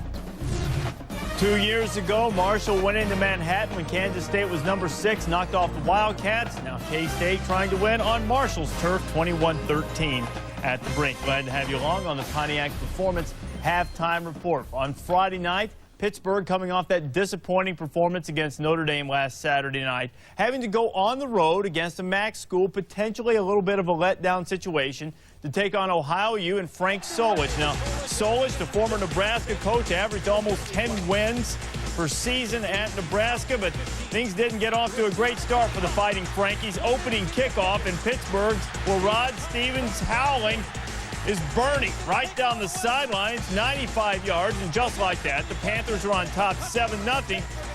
But the offensive threat is a defensive back for the Bobcats, maybe. Dion Byram, prime time. Dion, stay up. Chuck it. Dion will take it in and ties the score at 7-7.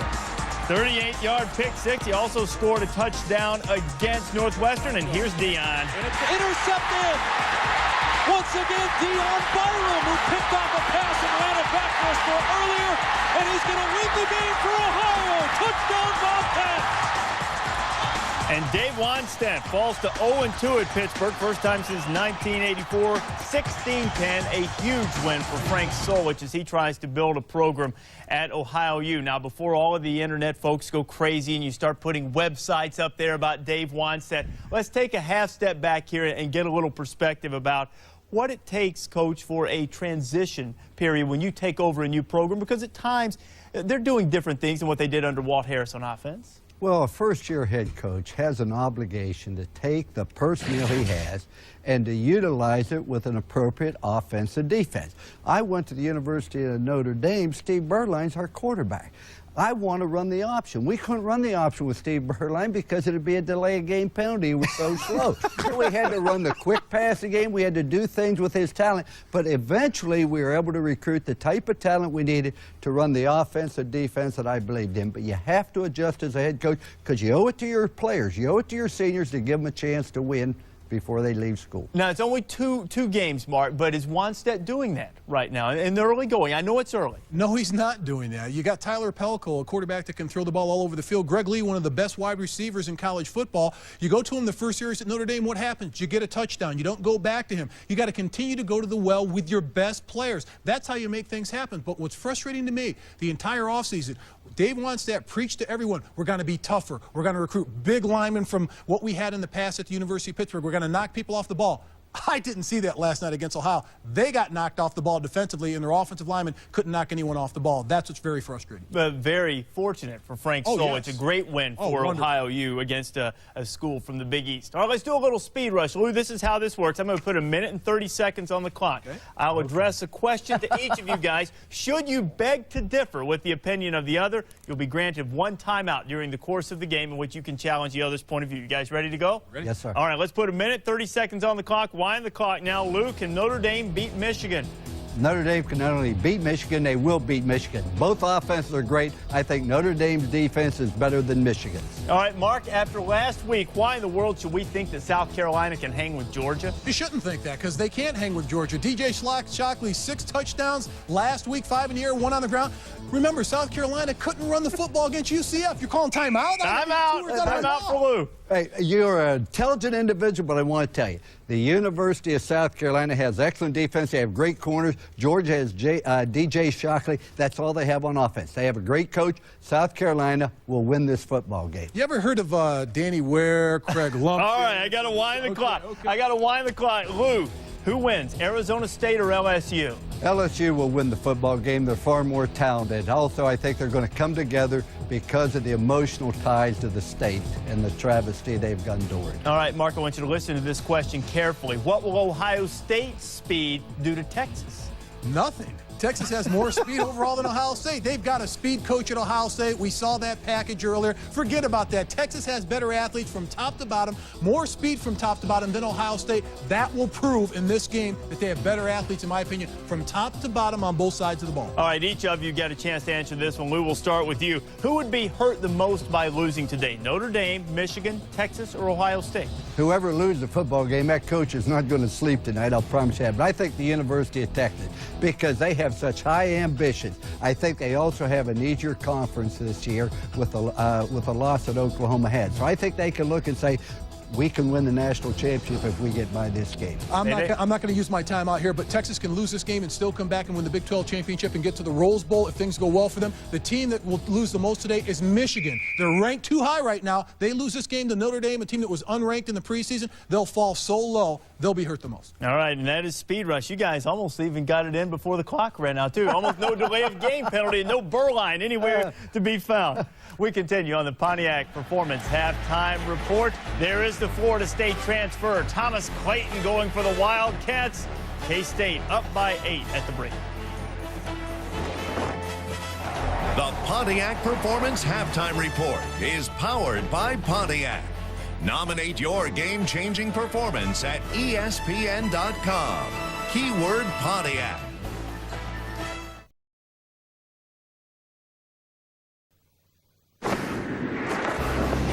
This is the Pontiac Performance halftime report. Tremendous doubleheader coming up for you tonight on ESPN. Head ball coach goes back between the hedges to take on Georgia and an LSU on the road at Arizona State, 9 o'clock Eastern Time. South Carolina, Georgia, LSU, Arizona State, available in high definition. And pleased to be joined now by political strategist and LSU graduate James Carville. James, thanks a lot for taking some time to be with us. What do you think of LSU's decision to play this game?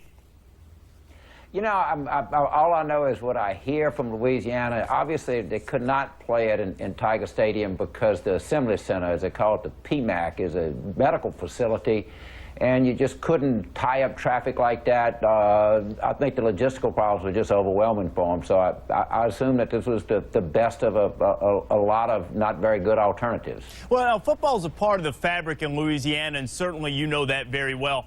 How can a football game help help the healing process? Oh, God, let me count the ways. I'd say football is close to, you know, it's in football is, you know, there's family, food, and football, and not a whole lot else that we're passionate about, but we are passionate about those three things.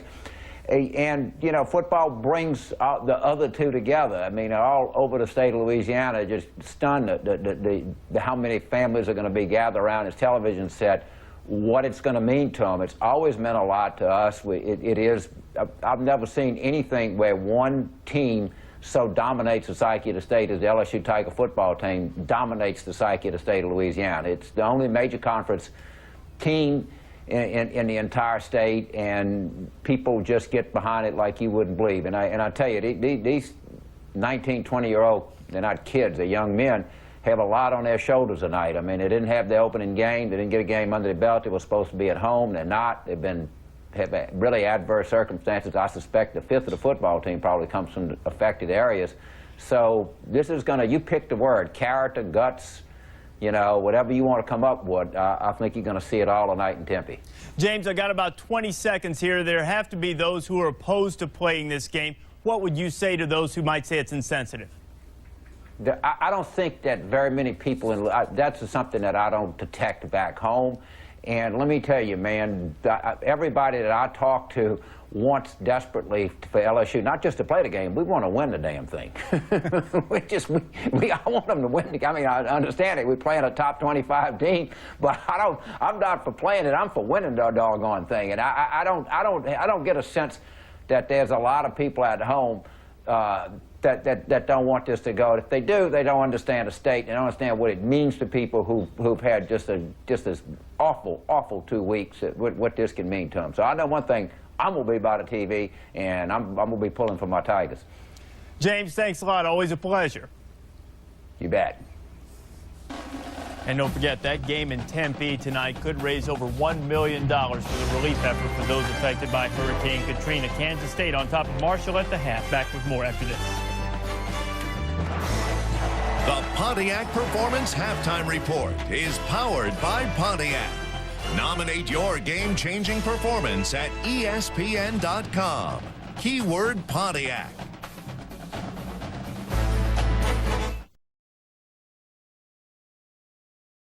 In the world of learning, exciting ideas come to inquisitive minds, led by distinguished professors like Marshall University's David Castleberry. When we rehearse great music, we learn more than notes and rhythms. We engage in critical thinking. At Marshall, we are engaging ideas, award-winning faculty, and dedicated to fulfilling the promise for a bright future.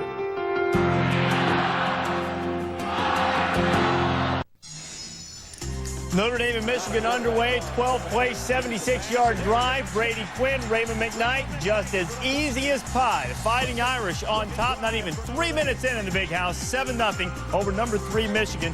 It appears to be quite easy for Charlie Weiss as he schemes that thing. Now let's check out some more scores now. A game going on over on ESPN. Clemson and Maryland underway, and the Tigers, after that scintillating victory over Texas A&M, now up on Maryland in the snake pit of Byrd Stadium. 7-0. Reggie Merriweather with 10 yards and scoring the touchdown for Tommy Bowden's team. And Wisconsin against Temple. Temple got throttled by Arizona State. 3-0 there in the early going there. Of course, Brian Calhoun coming off that 258-yard day for the Badgers. Ahmad Bradshaw has had a pretty good first half for Marshall. Marshall thundering Herd down by 8. Second half's coming.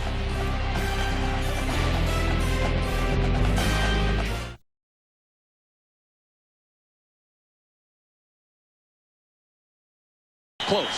That big fella, 6'5", he just leans and he can get you about 2 yards. Yeah, no doubt about it. They rule it pretty quick for a first down for Maryland.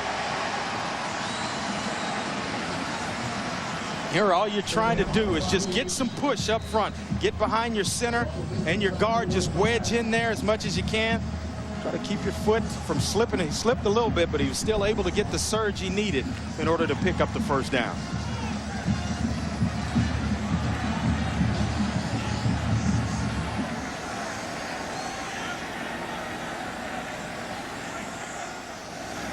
Hollenbach wants to throw. Dangerous pass, almost intercepted out in the flat. Sergio Gilliam not only had almost an interception, but almost a touchdown there. Yeah, he was hugging the line of scrimmage pretty. In the second half, the Marshall fans, they have packed Jones C. Edwards Stadium, largest crowd in the history of this fine, great football tradition here. Biggest name opponent that's ever come to town, and they got off to such a great start behind the leadership of their sophomore quarterback, Bernie Morris, but he was banged up at the end of the first half. K-State will get the ball here to start things off as we are ready for action. Ian O'Connor is going to be kicking off for the Thundering Herd. For the Herd, 49 is Ian O'Connor.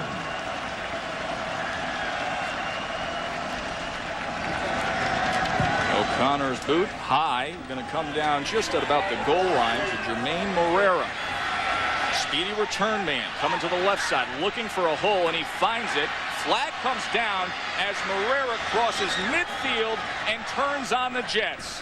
Trying to go all the way, and he does, but the penalty marker laying all the way back at the 24-yard line most likely will negate a 99-yard return by Jermaine Morera. Yeah, that's holding. Holding, number 9 on the receiving team at the spot of the flag. 10 yards, first down.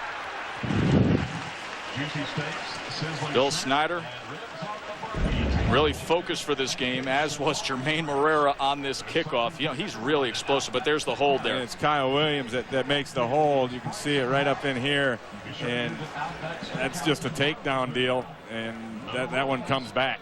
And that's too bad, because I'll tell you, Morera has been close on a previous couple of returns of busting that, and a lot of guys held their blocks for a long time, but they held their blocks. Let's check in with Janine Edwards. Janine?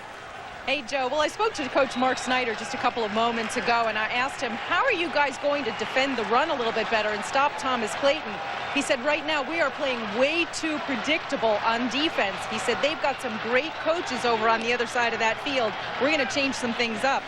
Last week they collapsed in the third quarter, Marshall did. He said during halftime he told the guys, I do not want a repeat of last week. And as for quarterback Bernie Morris, they think he has a sprained shoulder. They did x-rays on it. He is not coming back into the game, guys. Well, this will drive a coach crazy. Play clock was running down on the first play of the second half, and they have to burn a timeout. Yeah, and you can see the irritation on Coach Bill Snyder over there on the sidelines. He's going to check with some people and find out what was the problem here. Had a lot of time to think things over at the half. as to what you want to run, and the play clock runs out here. Only 15 seconds into this third quarter. Beautiful day here. Actually, they're not going to charge him with a timeout because there was an issue with the clock. So nonetheless, Joe Tessitore, Ray Bentley, Janine Edwards, so glad you're with us to start off this college football spectacular Saturday. Thomas Clayton, you can see his numbers there. The K-State running back off to another great start. There's Alan Webb, who has led the way to a 21-13 Wildcats lead. Coach Bill Snyder, 17 years in, probably the greatest rebuilding job of all time with what he did with K-State back in the late 80s through the glory years, and now looking to bounce back after a 4-7 season. Webb, nothing happening there. Really nice pursuit. Chris Royal coming up from the free safety position, a loss of 2 yards. Well, that's about what Gene talked about, the different looks now from the Marshall defense. And one of those different looks is go ahead and bring this safety up, and there's Royal right there, and you see him, he's closing quickly. And when you can bring a safety up and he can make a tackle for a 2-yard loss, that means he knows what he's doing. And also it's a deal where the defensive coordinator is now mixing things up, and Jim Collins does a great job for the Thundering Herd, and he called a good one there. Chris Royal's been so active coming up to that line, making some big plays. Now a 2nd down and 12. Pitch to Clayton. Cuts it back against the grain, close to the 20-yard line. Matt Weiner is in the studio with an update. Matt? An easier 1A win than scheduling Temple. Wisconsin did that in early dividends. John Stocco to Owen Daniels. Badgers up 10-0 at Camp Randall. 3rd down and 5 for K-State. First possession here of the third quarter, leading by 8. The Thundering Herd trying to create some thunder among their fans and come up with another defensive stop. Play action, pressure. Webb gets free, trying to chase him down, and he does not complete the pass. Right into the ground. It was intended for Rashad Norwood, who tried to make a play on it. The quarterback pressure. That was DeMarcus Thomas, who came first on the blitz from the outside. He played that bootleg perfectly. All he forgot to do was make the tackle. Here he is on the outside up here. Look at him come. He's going right to bootleg. Played bootleg the whole way, but the elusiveness of Webb kind of kept that play alive, and then you had good pursuit from Underwood, forcing Webb to just throw a bad ball. But again, a good mix from that Marshall defense. They're changing things up. They're playing responsibility defense, and if they can make tackles, they're going to be all right. So Coach Schneider there on the sidelines, he has to be very pleased with the way his defense came out here in the third quarter compared to last week. Yeah, they got run up pretty good in the third quarter last week. And this is a possibility of a replay challenge here. The Conference USA rules are in effect, and that means there is a replay official upstairs who is reviewing every play, recording as it goes, and if he sees something, he will page the referee and have him look at it. Please announce that we will have no objects being thrown at the Kansas State team out of the stadium. Anyone caught doing that will be dealt with. Dealt with severely, I hope. So admonishing the crowd is referee Gil Gelbke. Biggest crowd here at Jones C. Edwards Stadium history. Getting behind their defense and maybe getting a little too rowdy, and can't have people throwing stuff at the opposing team. Safety always the concern. Right, you don't want what happened in that movie Slapshot. Not indeed. Tim Rayer to punt. High-hanging spiral kick. Takes a bounce off to the side and goes out of bounds at the 41-yard line. Marshall will have a new quarterback on the field. When we come back, they trail by 8.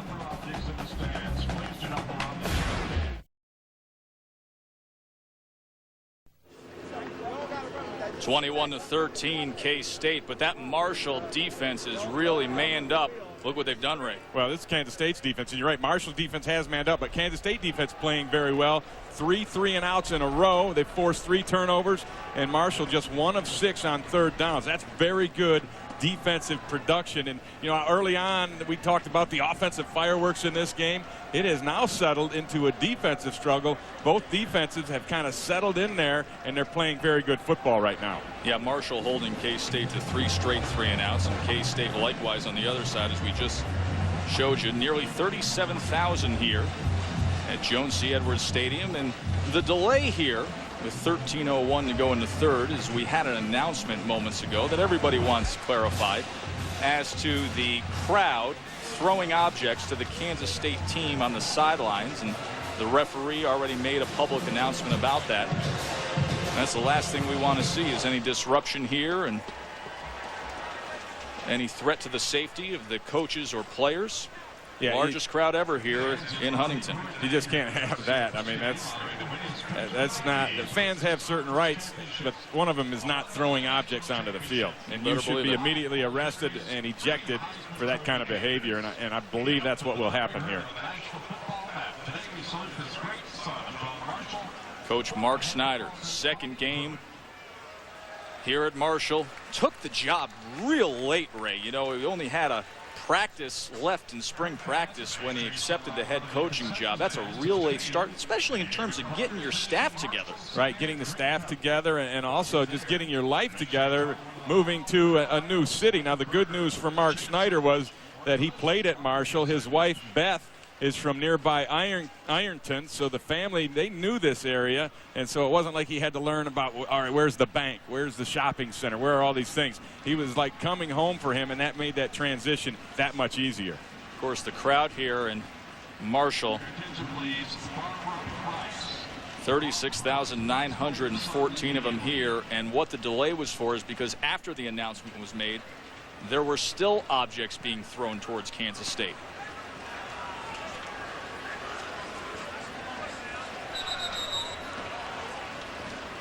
Let's go to Janine Edwards.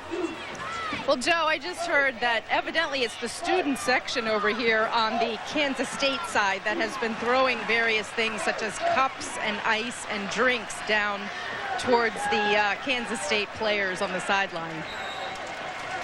Now, I know they're real ramped up, big name opponent in town, but they got to control themselves there. Hopefully that'll be the case. 13:01 here in the third. Marshall ball, Bradshaw up the middle, not much, just about a pickup of 1. Ted Sims, the middle linebacker, with the tackle. And this offense will change a little bit with Jimmy Skinner at the quarterback position. You can throw out the quarterback draw and the designed quarterback runs, the option stuff. That's really not Skinner's bag of tricks. He's more of a drop back kind of quarterback, a steady guy who will get you in good situations and make very few mistakes. I think steady's a real good word to describe Jimmy Skinner. He's serviceable, 6'3", 190 pounds, from Ohio. Started last week against William and Mary before Morris came in and had 3 touchdowns, and he threw in the coverage here. We're going to get a flag. Wilbur Hargrove was the intended receiver. And both Baldwin and Mack on the defense, and one of them got there early, if not both. Pass interference, number 3 on the defense. Penalty is assessed at the spot of the foul. First down. So they get Brian Baldwin, the sophomore from St. Louis. You know, and I feel bad for Baldwin because usually this ball comes out quicker. You're going to see Skinner holds it, and then lets it go. And then you have the contact late, as Baldwin's used to that ball coming out a little quicker, and he closed with his coverage. And it's really kind of hard to see the disruption on that one. First down for the Thundering Herd. You see the penalties there. K-State 5 for 50. Skinner being rushed, puts it out there. And he was either overthrowing Hiram Moore or underthrowing and misreading Hargrove.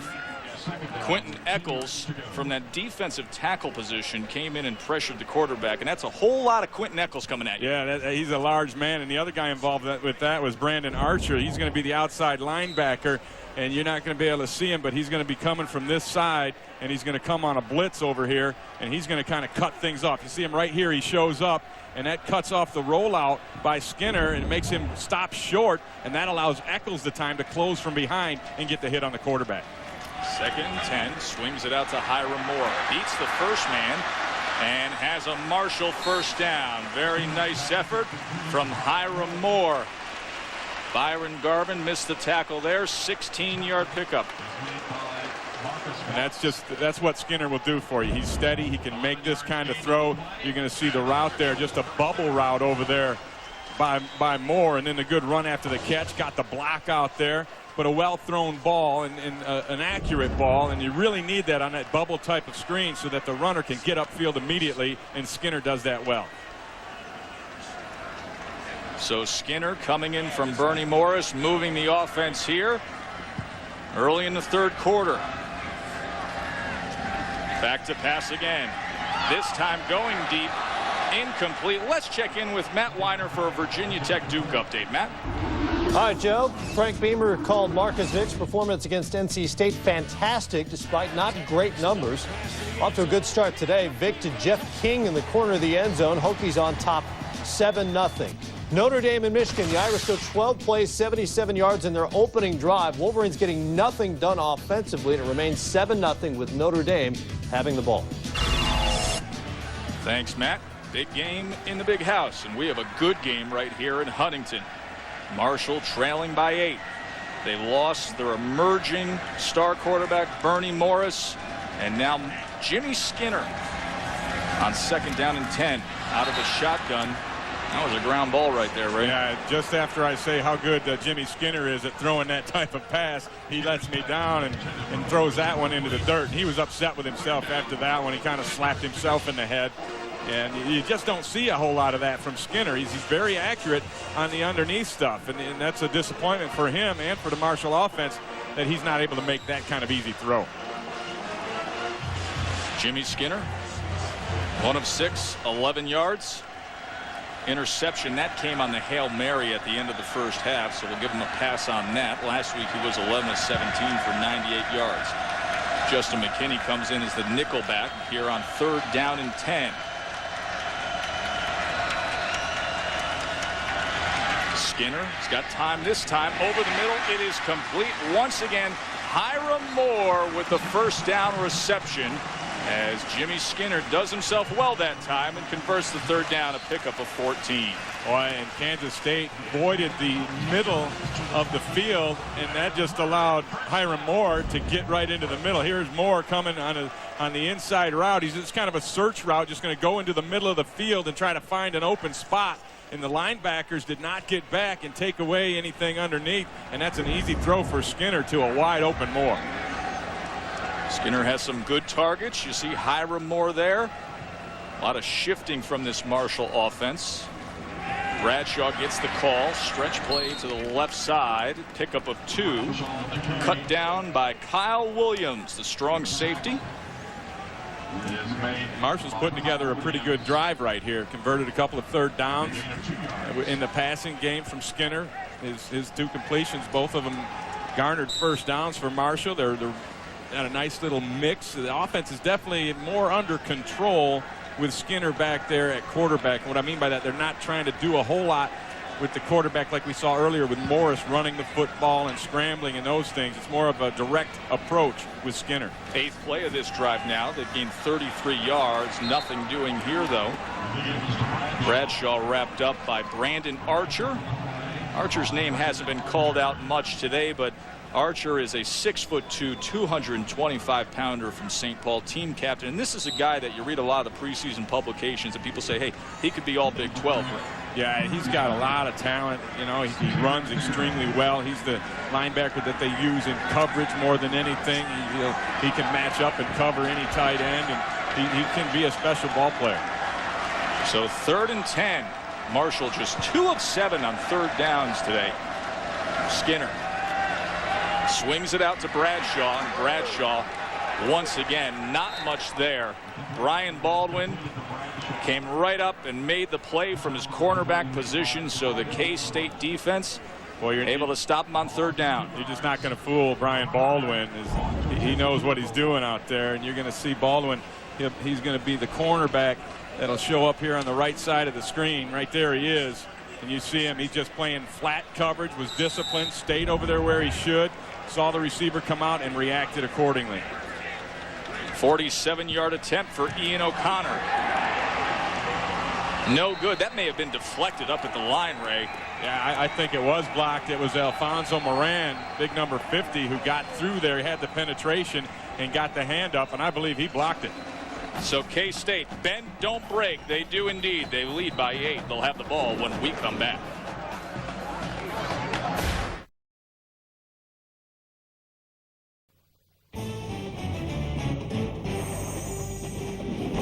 ESPN2's College Football, brought to you by Lexus and their passionate pursuit of perfection. And Papa John's Pizza. Order online at papajohns.com. Yeah, you want pizza, you go to Papa John's, but you want yourself a good porterhouse and some football memorabilia when you visit Huntington, you go to Bobby Pruitt Steakhouse.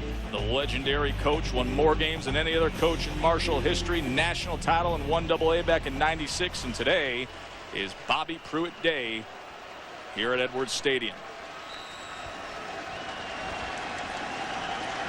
21-13, K-State on top with the ball. Webb's going to keep it himself. Matt Weiner, update us on Virginia Tech and Duke, please. Joe, the Hokies are 50-8 under Frank Beamer when they score a defensive or special teams touchdown, and that does not bode well for Duke. Mike Schneider picked off 3 times last week, another time here. Roley Minor with the impressive run back. Hokies on top 14-0 on the road. And Matt, week after week, you start taking a look at these defenses in the ACC from Georgia Tech and NC State, FSU, Miami, Va-Tech, and BC. Boy, top to bottom, what defenses played in that conference? 2nd down and 5 now. Webb, another quarterback run, design play, which they'll do a lot at Kansas State. Picks up 4 yards. It'll bring up a 3rd down and 1. Floyd Wright had the tackle. The Marshall defense, you talked about defenses, they have begun to play extremely well. They forced the 3 and outs the last 2 possessions, and they got a turnover in the one prior to that, and now they're forced another 3rd down situation for the Wildcats.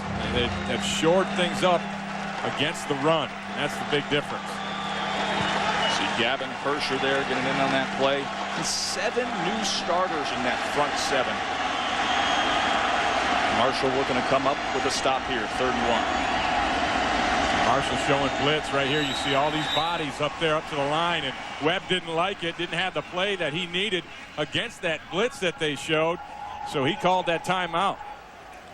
I think that's a heads-up play by Webb, because obviously the situation he was in, it wasn't going to work out, and this is a big 3rd down. And you can see they have 2 timeouts remaining. Want to clarify that at the beginning of this half, that was not a charged timeout when the play clock ran down. There was something wrong with the play clock, so they weren't charged with a timeout, but they're going to talk things over here.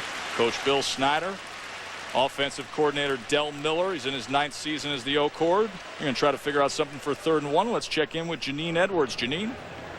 Well, Joe, for just the 2nd game and the first time ever here at Joan Edwards Stadium, the Thundering Herd is playing on field turf. It was installed and completed just about a month ago at the cost of about $855,000.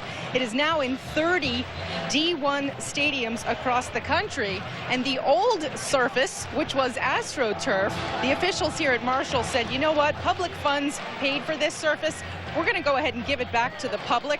So they had a special day. They laid it out in the parking lots, and they said whoever wants it can come get it. And a couple of area schools took some, and a lot of people have this framed in their living room, so I've been told. Yeah, that field turf, unlike the painted green asphalt that Ray Bentley played his NFL career on. Yeah, I've got pieces of cartilage spread all over the country from that stuff. 3rd and 1. I formation, 2 tight ends for K-State, and there was movement. You left a lot of DNA on some of those NFL turfs, right? Get little pieces of me spread all over the country. That was a big mistake by the Marshall defense. Got anxious, and a good call by. Prior to the snap, offsides, number 52 on the defense. Penalty results in a 1st down. A good job of using that long count there on a 3rd and short situations, and that's a good job by Webb drawing people off sides.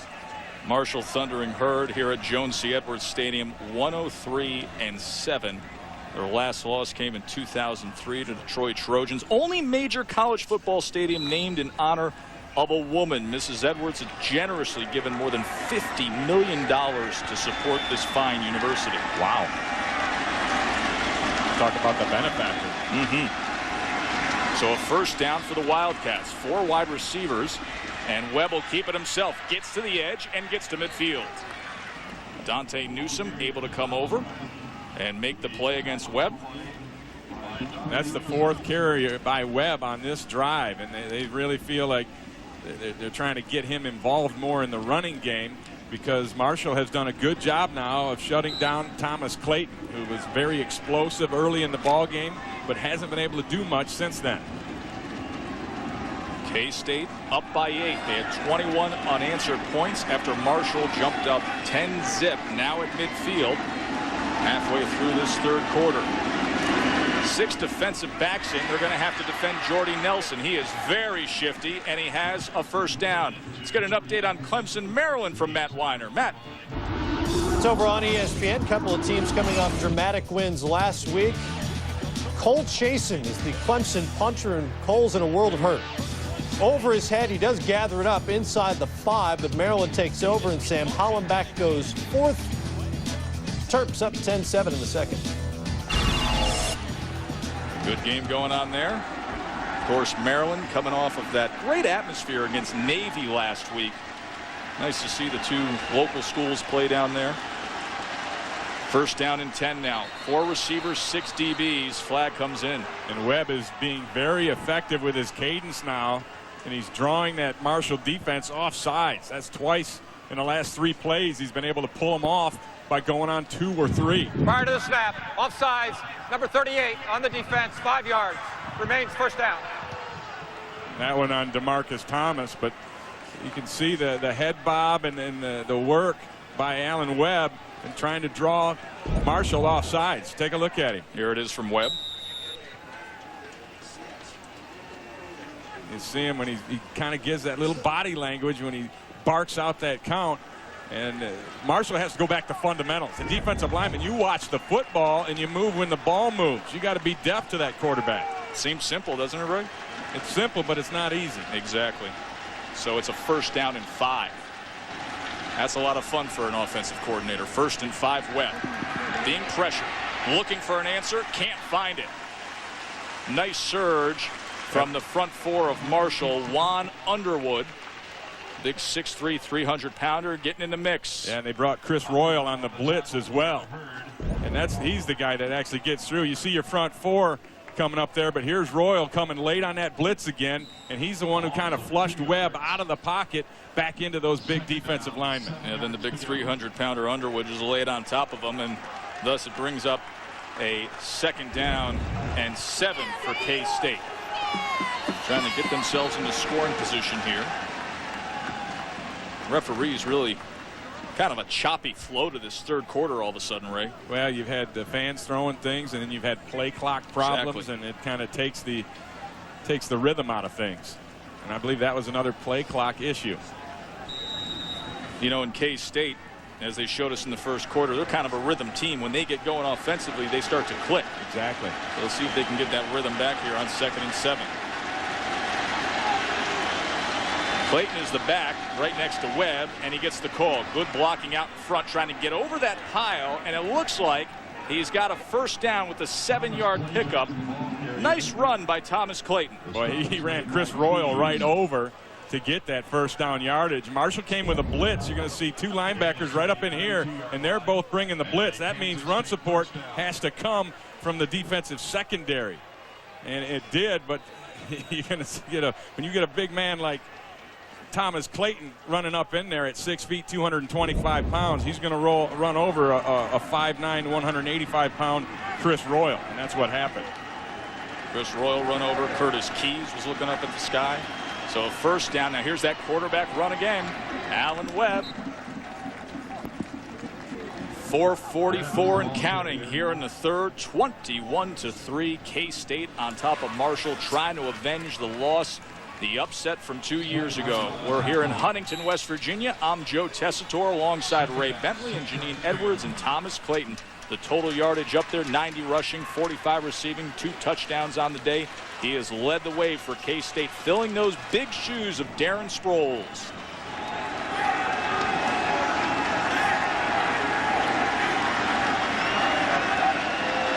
Second down and 6 for K-State. The line to make is the 22. Nice looking play here, coming around Thomas Clayton, but also good defensive presence.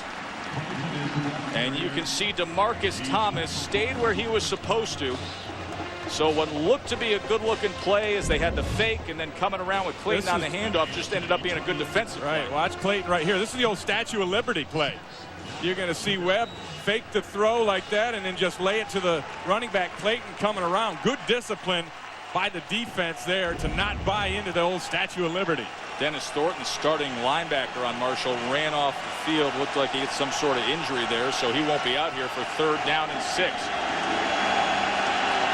Clayton and man in the backfield. Webb out of the shotgun. Downfield incomplete. Ball was old underthrown. He took a hit. It was intended for Jermaine Morera. It'll bring up a 4th down. Good quarterback pressure by Marshall once again. And that was Underwood once again who got out there and hit Webb just as he let that ball go. But there was no one to throw to. Marshall's secondary is really playing well right now. Willie Smith and Chris Hawkins at the corners, Keys and Royal. And they bring Johnson in and Wilkes in as the nickel and dime guys, and they have been doing very well in the coverage. So Jeff Snodgrass will come out to attempt his first field goal of the day, this from 45 yards. And it is no good. Had the distance, but off to the side. So the Marshall defense does its job. 21-13, K-State, that 8-point deficit holds for the Thundering Herd.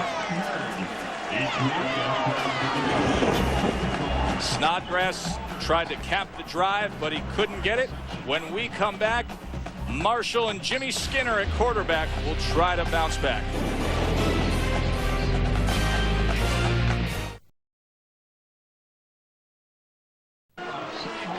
21-13, K-State on top of Marshall. There you see the sophomore quarterback, Bernie Morris, with that ice pack on that left shoulder. He was having himself a good game, but then just before the half, there comes Marcus Watts. Yeah, Watts came on the blitz and hit Morris. He landed on that shoulder, and they say that's the problem right now, is shoulder injury. And you see the offense with Morris in there, the production, and now with Skinner in there, the lack of production. Jimmy Skinner started last week, and now he has to get himself into action. Bradshaw looking for room. Finding it. Crosses midfield. Good block by the wide receiver, Marcus Fitzgerald, the younger brother of NFL star Larry Fitzgerald. And Jimmy Skinner gets some help from his friends. Yeah, the quarterback with a nice completion. Nice little screen pass, but you're going to see Sims come up, the linebacker right here. Has the chance to make the tackle and totally whiffs on it. And that's the speed right there of Bradshaw breaking away, running. And then you saw the block there at the end by number 1, Marcus Fitzgerald.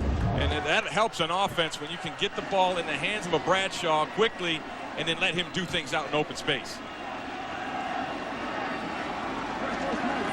So a good pickup for Bradshaw. He scored on a 52-yarder like that last week. Now Skinner being flush, going to keep it himself. Pretty good decision. Picked up some positive yardage. And then the late flag comes out, and they're gonna get Sims for jumping on the quarterback when he slides. And when you slide, you got to lay off him. I mean, that's the rule they have in effect to protect quarterbacks, and they have that option. If they go feet first, you got to stay off them. Personal foul. Number 45, illegal helmet contact, 15 yards, first down. Just one of those things you got to recognize and you got to know and you got to lay off. And it was a costly personal foul, as now Marshall will have the ball on the 27-yard line. And take a look at the end of it. Once that quarterback slides, you have to stay off him. And then you see the leading with the head, and that's actually what was called there against Ted Sims. And it didn't look that flagrant, but you have to call that kind of thing to protect players. So here comes Marshall, trailing by 8. Just over 2 minutes to go here in the third. That's Marcus Fitzgerald, the other Fitzgerald brother, in motion. Skinner, complete. His big tight end is Jeff Mullins.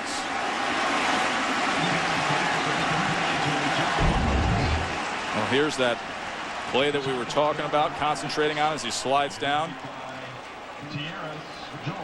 You see Ted Sims kind of holding the head down there, but you know, they could have called that. He also led with the head, and he also hit a quarterback that slid. So, you know, it's a multiple choice there. Either way, you got him. Which way would you like to get him? 2nd down and 3 after this 7-yard pickup there. New right tackle in the game, by the way, Wesley Jones for Marshall. Skinner, empty backfield, working out of the shotgun. Pressured, then over the middle, complete. Hiram Moore inside the 10. Well, we're talking about K-State wanting to bounce back after last year. Oklahoma wants to bounce back after last week. What do you got, Matt Weiner?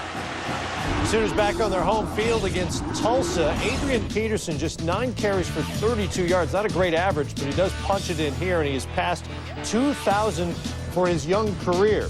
His Sooners on top 7-0 at the Big House. It's now 7-3 after a Michigan field goal. Michael Hart has left the game with a leg injury. We'll keep an eye on it.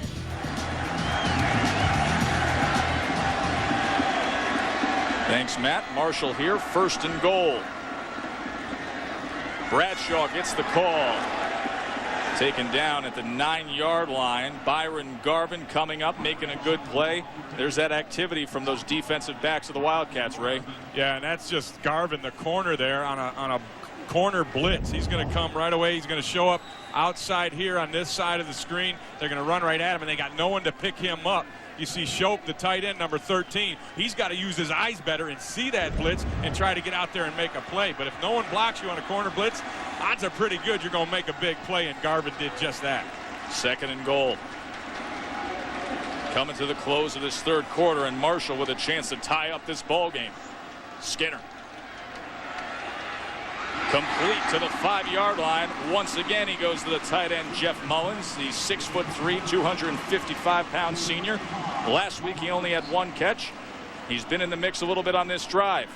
And Mullins, I don't know if the ball was a little too wide for him to keep his feet, but he needs to keep his feet after that catch and try to get more. He just kind of caught the ball and fell down there, and there was more for him there. Got ourselves a ball game, don't we? Largest crowd ever here in Huntington. The Thundering Herd knocking on the door.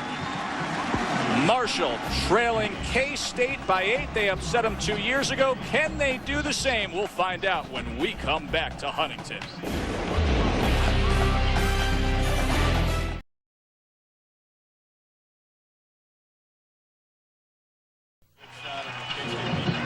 They're striking up the band here in Huntington, West Virginia, and they hope they'll be playing in moments celebrating a touchdown. Marshall on a 6-play, 67-yard drive, and now with the ball down at the 5-yard line, empty backfield for replacement quarterback Jimmy Skinner taking on K-State. Start of the 4th quarter. 3rd and goal.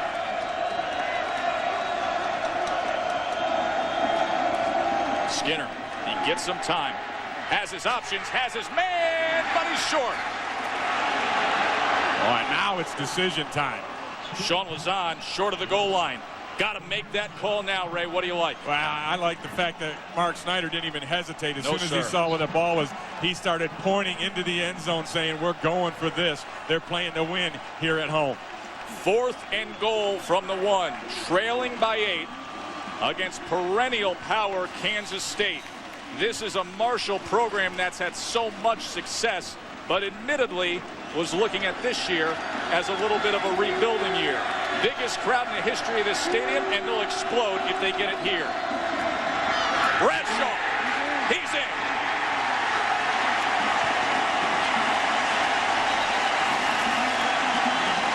Now the question is, do you go for 2? And I say no, you do not go for 2 yet. There's a full quarter left to play. Kick your extra point, get it to within 1. That way, if Kansas State scores, it's still a 1-possession game. We'll take a look and see if he got in here. You see the surge by the offensive line, and then Bradshaw clearly breaks the plane right there. I like that call. That's definitely a touchdown, but I don't like the going for 2 right here. Ray, I got to be honest with you. I do. You're an underdog in your home stadium, biggest opponent that's ever come to town. You can tie up the game, and if you don't get it, hey, be an optimist. You can still win it on a field goal, 22-21. I just don't think it's sound thinking. I think it's an emotional decision. Chubb Small is in for Bradshaw, but Skinner looks to throw. 2-point conversion, corner of the end zone. Boy, there should be a flag. Comes Yeah, down. definitely should be a flag because that was interference the whole way. Ryan Baldwin facing up with Hiram Moore, and Marshall's going to be that much closer on their next 2-point try. And now I would go for 2. Just because the ball now is going to be at the 1.5-yard line, it opens up the possibility of the running game and the bootleg. Pass interference on the defense, number 3. Penalty is accepted, half the distance to the goal. We'll make the try again. Yeah, I definitely think now that you have that extra 1.5 yards, it changes the whole line of thinking. You're going to see more. Number 7 right there. He's just going to run to the corner, and you see Baldwin getting the hand on him and keeping the hand on him the whole way, and that is definitely obvious pass interference. Ryan Baldwin, the sophomore for St. Louis. He's a young man. It's a graphic design major. Drew up a good-looking training camp, but didn't paint a pretty picture that time defending on that 2-point conversion. See, they set the ball. You can put the ball on either hash or inside either hash, and Marshall chose to move it to the left side, which usually means they're going to run over to that wider side of the field. And Bradshaw's back in now. Number 44, the lone back. Very effective runner. Skinner drops back to the corner again, looking for Fitzgerald, but he can't find him. Oh, I don't like that play call a bit. You're 1.5 yards out. I think you have 2 options at that point. You ride the horse that got you there, Ahmad Bradshaw. You hammer him up the middle, or you bootleg off of it. But to run a fade route from the 1.5 yard line, I think is a suspect play call. Here's a look at it. You can see Marcus Fitzgerald trying to get that little bump. Well, it's a pick route. You can see, and the guy that got picked was Fitzgerald. Exactly. Snyder wanted a call, but there was not holding on that. That was just poor execution on the pick route. Ahmad Bradshaw came up with the touchdown moments ago. Marcus Fitzgerald didn't have a chance there at the 2-point conversion. Let's check in with Janine Edwards. Janine. Well, Joe, as Mark Snyder told us yesterday, he did want to celebrate his first win as a head coach, which was last week. And he went back to his office and he was doing his post-game TV show. And then he was sitting there looking around thinking, where is everybody? He said he wanted a hug, he wanted to celebrate, but his wife and kids were nowhere to be found. Evidently, they were not allowed in the building by some kind of a mix-up. They didn't have credentials, and he said so his wife and kids got in the car and went home. So kind of anticlimactic last week for Mark Snyder. If he were to be able to pull it off and win today, he said his wife and kids definitely have credentials, and they will be allowed in, and they're here at the game. I have a feeling that was cleared up pretty solidly this week, Ray. You know, all the guy wanted was a hug. Yeah, exactly. You know, just a little love, just Ray. a little love. A little love. You get your first win in D1. And there he was, sitting alone in his office, hugging himself, I guess. Pooch kick here now for Marshall. Fielded at the 20-yard line by Davin Dennis. And he's cutting all the way back to the right side and then finally hauled down at the 32-yard line. Well, we got a good game here in the fourth quarter, and coming up more college football action here on ESPN. South Carolina and Georgia. What a week DJ Shockley had last week. 5 touchdown passes. Then at 9, you can see number 5 LSU and number 15 Arizona State. Of course, LSU's opening game was postponed due to Hurricane Katrina. Now the Tigers, all that talent, head out to the desert to take on Arizona State tonight. Should be a great full day of college football. Yeah, Arizona State is no slouch. Sam Keller at quarterback. Put up 60-plus points last week against Temple. Of course, a lot of talent in that defensive backfield for LSU. Here's Webb now. Trying the middle. Flag comes down as Webb crosses to the 36-yard line, but I think you're going to get a holding on the interior of that Kansas State offensive line. Yeah, and I think it's going to be on Matt Boss, the right guard.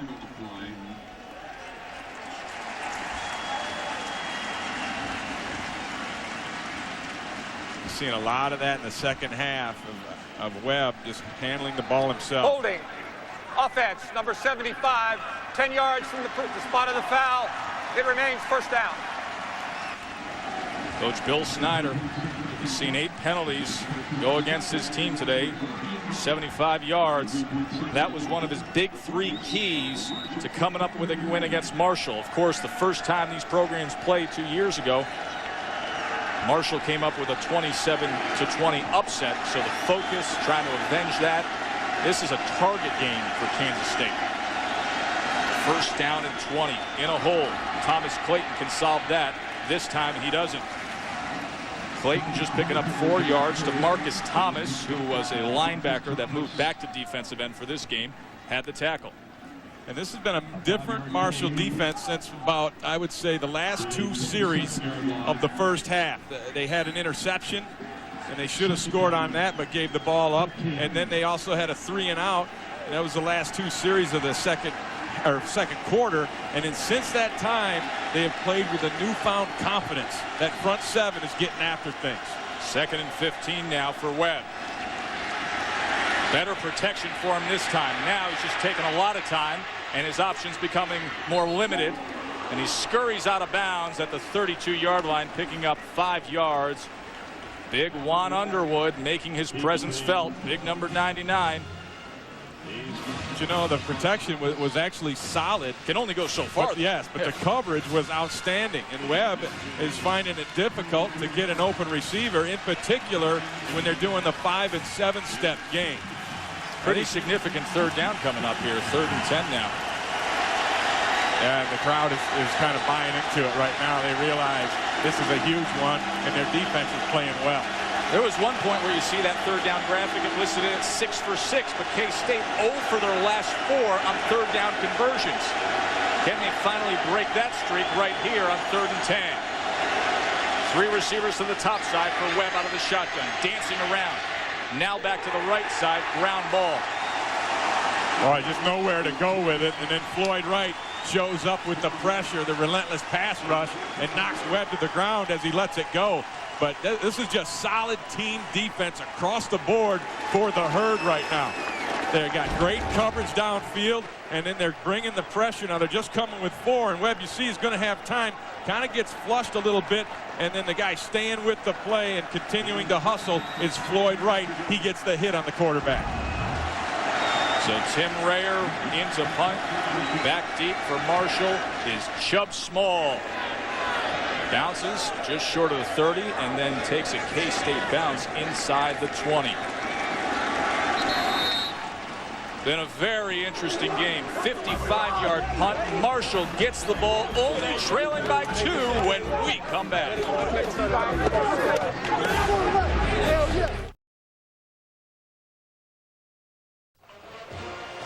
Joe Tessitore and Ray Bentley with you. Kansas State up 21-19, but Marshall coming on strong, especially on the last drive offensively. Jimmy Skinner in at quarterback for the injured Bernie Morris, and he was finding his targets. Hit Hiram Moore there, and then kept moving the ball towards the goal line. Lazan brought it down to the 1. It was 4th down when Ahmad Bradshaw came up with this.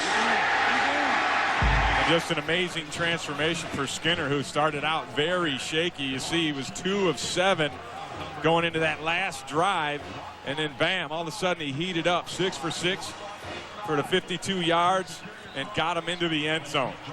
It just took a little while for Skinner to get going, and you see Larry Keck, the offensive coordinator, up in the box calling those plays, and I think maybe it took him a minute to get adjusted to having Skinner in at that quarterback position. But right now, the 2 of those are meshing very well. Larry Keck was the interim head coach after Bob Pruitt retired, and there was that gap during spring practice until Mark Snyder took over with just a practice to go. Of course, he was the offensive coordinator during the Randy Moss days of Mark. Oh, that batted down. And let's check in with Matt Weiner, get an update as to what's going on with Wisconsin. Matt? A lot of Wisconsin going on at Wisconsin against Temple today. This is Brandon Williams settling under the Temple punt. And that was Brandon Williams breaking a tackle straight up the middle. 3 Owls got hands on him. Nobody got him. 66 yards. It goes the other way. Notre Dame touchdown coming up next. Wisconsin all over Temple after Arizona State blasted them last week. Good defensive play by Brandon Archer moments ago. Batting the ball away brings up a 2nd and 10. Marshall trailing by 2 here in the fourth quarter. Skinner out of the shotgun. He's got Tom Denny's pressure, and now that's one of those coverage sacks there, Ray. Had his options in front of him, looking, and the only thing he saw was big number 56 and number 92, Tierras George and Quentin Eccles. Yeah, Tierras George is the guy that got here first, and George is fortunate that he didn't get a penalty. Right here you see him slap the quarterback in the head. Sometimes they will call that. You're not allowed to hit the quarterback in the head or above the shoulders like that, but they let him get away with that one. Brings up a 3rd down and 14. Second sack for K-State. Each team with 2 sacks so far today. You see the numbers on Tierras George. He's the best speed rusher on K-State. Only had 1 tackle last week against Florida International. 3rd down, long pass, downfield, thrown to the inside and short. Matt, what's going on with ND in the big house? Well, the Irish have been able to move the ball. Second scoring drive of the game for them goes 12 plays, 72 yards. Brady Quinn, all kinds of time to throw. It is tipped, and then Jeff Samardzija makes the grab in the end zone. Irish up 14-3 in Ann Arbor. You know, there was a lot of analysis heading into this Notre Dame-Michigan game, and the one thing that I think held true is that the Michigan defense is very suspect, but we know they can score. Here's the punt now. Jermaine Morera way back, turns around all the way to his 32, and is taken down there. Boy, Sorrell Davis, actually Chris Hawkins has been playing decent coverage here and came up with a nice tackle there. So K-State will have the ball back, 52-yard punt. Mark Snyder right in it, looking for the big win, his 2nd game as Marshall head coach. More when we come back.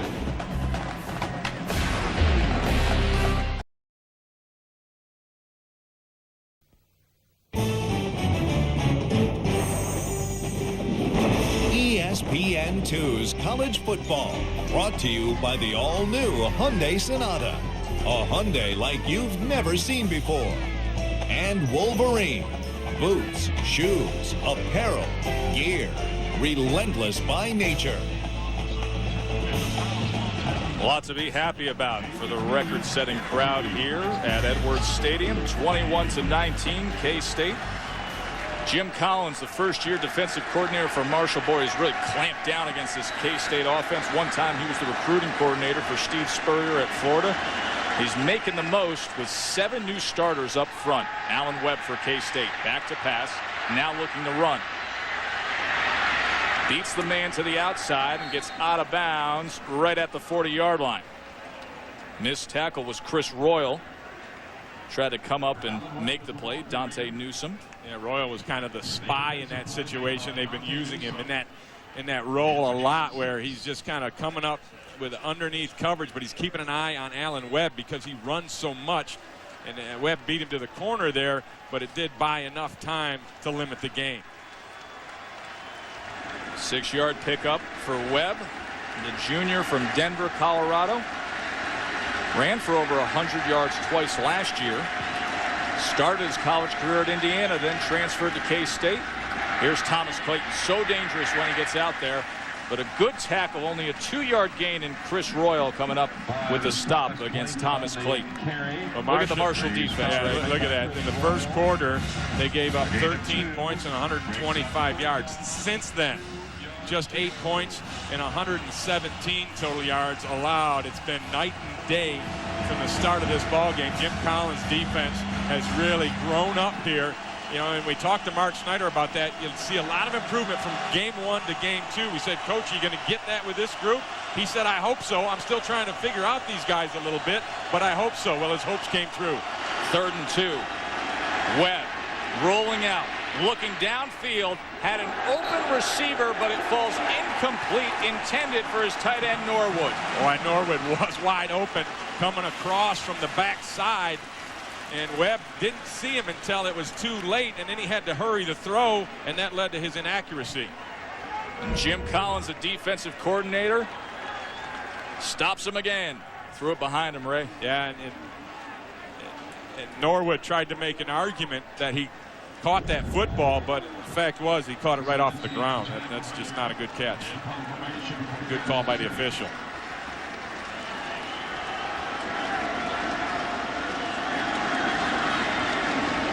Brayer to punt. Chubb Small calling for the fair catch, and he gets it at the 24.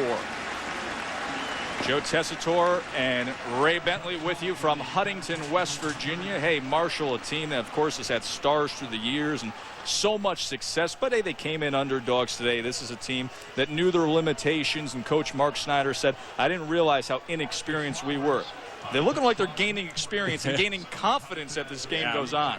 Great confidence, and they're getting excellent experience in this thing. And the thing that impresses me is the way the defense has grown up here right before our eyes. And they've done it not only in the secondary, where they were pretty solid, but up front. That front seven has really turned it up a notch. So first down for Jimmy Skinner. Goes to Bradshaw. And that's exactly what Ahmad Bradshaw can give you.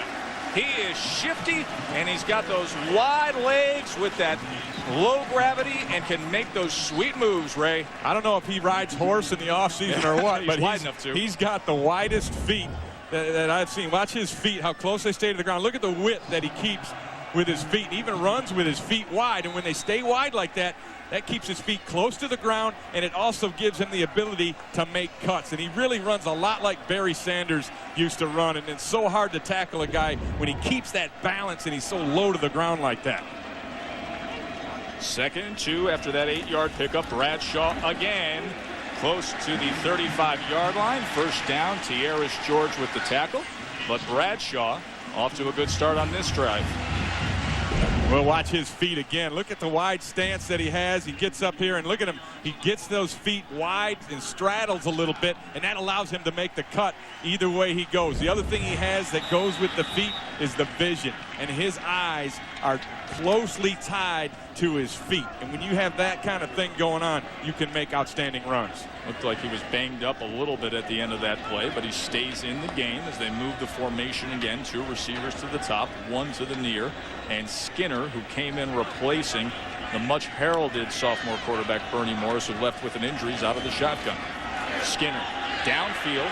It is complete, and what a nice catch by Marcus Fitzgerald, the sophomore from Minneapolis, who is the younger brother of Arizona Cardinals wide receiver Larry Fitzgerald. Boy, he showed you the strength that he has right there, fending off the defender and coming up with the football. But this is the seam right here. He's going to get to the seam, and that's exactly where they're throwing the football. Skinner's going to throw this to a spot. You see how far outside the seam that Fitzgerald is? He comes back into the seam to make the catch, and that's a very effective pass route for this Herd offense. Of course, his older brother was the 2003 Heisman Trophy runner-up, and Larry Fitzgerald can definitely make an impact on this offense.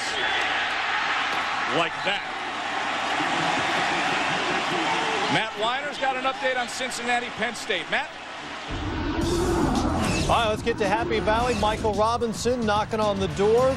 Robinson off the play action, off his back foot with a man in his face, finds Patrick Hall. Nittany Lions leading 14-3 at the break. Boston College trailed on their home field 7-0. They've gone 20 unanswered since and lead it 27 unanswered.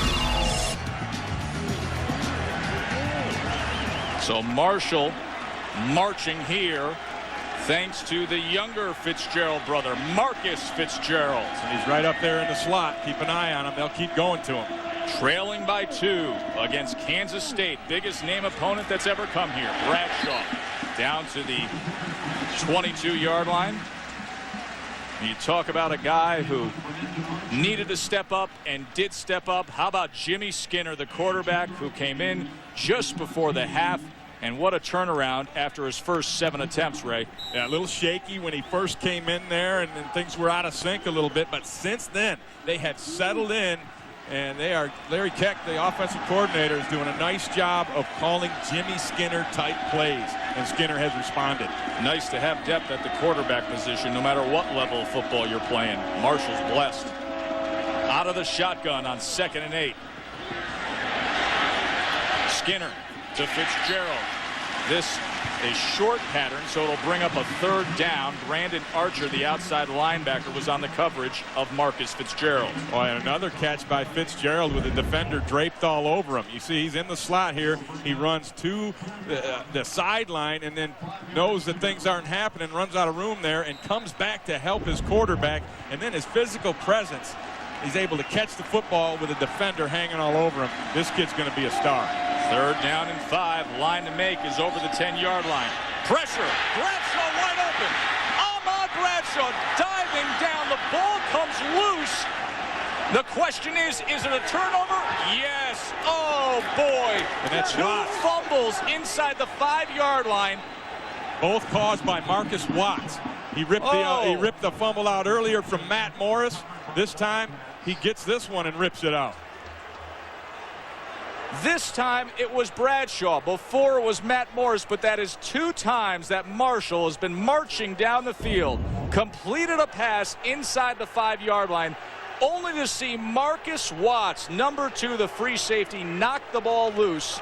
I don't know if the crowd likes this call, though, but nonetheless. Well, I tell you what, it can be reviewed, and it looked to me on the replay that the ball came out when he hit the ground, and if that's the case, then it should not be a fumble. But that's got to be stopped. No, that's a fumble, Ray. Is it? That's a fumble. All right, I'll give you that one. Thomas Clayton, if you take a look just before he comes down and lands on the ground, you can see Ahmad Bradshaw so upset. But watch this, Ray. All right, we'll take another look at it. You see, all right, he's airborne right now. And that ball does come out before it hits the ground. So 2 heartbreaking, costly fumbles. Bernie Morris, the injured starting quarterback, he can't believe it. Well, they thought they were going in to go ahead in this ball game here in the 4th quarter, and then Marcus Watts forces his 2nd fumble of the day. Porter had the recovery. This is Thomas Clayton. Clayton out to the 9-yard line. It'll bring up a 3rd down. Well, maybe the Marshall defense can come up with yet another stop. Well, they've been playing off the charts since after that 1st quarter. And now they're trying to get the crowd to help them out a little bit. This Kansas State team is filled with such offensive talent in terms of speed. Thomas Clayton, Jordy Nelson, and Herrera, and Figures. But somehow, some way, this undermanned Marshall defense with 7 new starters this year in the front 7 is clamped down for the past 3 quarters. 3rd down and 5. Webb rolling to his right. Cuts back, now looking to run. If he can get a block, he's going to get it with ease. He does. Really nice play by the athletically gifted Alan Webb, and a flag comes in from the far side very, very late. Good block by the left tackle, Jeremy Cleary, on that play for Webb. Well, that was good defense, but it's so hard to contain a scrambling quarterback. And if you got a guy like Alan Webb, he can make something out of nothing, which is exactly what he did. Sideline warning on Marshall. That's it first. So a critical 1st down converted for Kansas State. And this is all Alan Webb right here because everybody's covered down the field. You see you got color on color up here. There's nowhere to go. And all of a sudden Alan Webb shows you the athleticism. And then he's got guys that continue to block and run out there. Clary got one for him. Norwood stayed with the play for him. And they kept the drive alive. And Clary, the team captain, the big senior from Mansfield, Texas, out in front there. Here's Thomas Clayton. Out to the 24-yard line, a pickup of 5. Chris Royal, number 26, in on the tackle. I think that's one of the big adjustments that the Marshall defense made. They started bringing those safeties up to help against the run a little bit more, and that's Curtis Keys and Chris Royal have come up and done a nice job of making solid tackles and getting involved at or near the line of scrimmage in the running game. Keep in mind, Kansas State trying to avenge the upset from 2 years ago. Coach Bill Snyder had his team ranked 6th in the country back in 2003 when Marshall came to town and upset them. Now they're trying to hold on for a win here at Marshall. Timeout, K-State.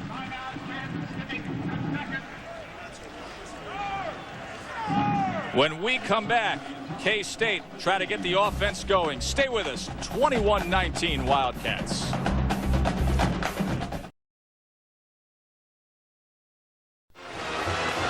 Joe Tessitore, Ray Bentley, Janine Edwards with you in Huntington, West Virginia. So glad you joined us for what has turned out to be a very interesting and entertaining game. 21-19 K-State, perennial BCS contender here on the road at Marshall, facing a second down incomplete. Alan Webb looking for Jermaine Morera. You know, Ray, you got to put this into perspective. BCS conference teams have avoided playing at Marshall. Nobody wants a part of this Division I AA team that grew up to 1A and put out all these NFL stars. Now they get their first taste of it. This crowd has come. They've reacted. The largest crowd ever, just short of 37,000. Great atmosphere. A 10:30 in the morning nationally televised game. They have risen to the occasion with an undermanned defense, and Coach Mark Snyder, in just his second game at the helm, looking for an upset. K-State by 2, trying to hold on, 3rd and 5. Webb looking for the screen pass. He has Morera. But does Morera have the first down? Extra effort, yes. Boy, and they had him stopped short of it. Tackle momentum carried him on. Matt Weiner, what do you have for us?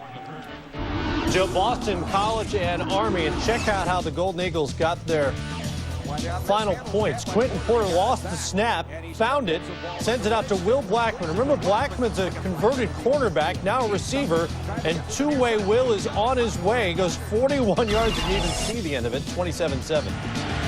Will Blackman, maybe one of the fastest players in the entire country. Here's Thomas Clayton, one of the fastest players on K-State.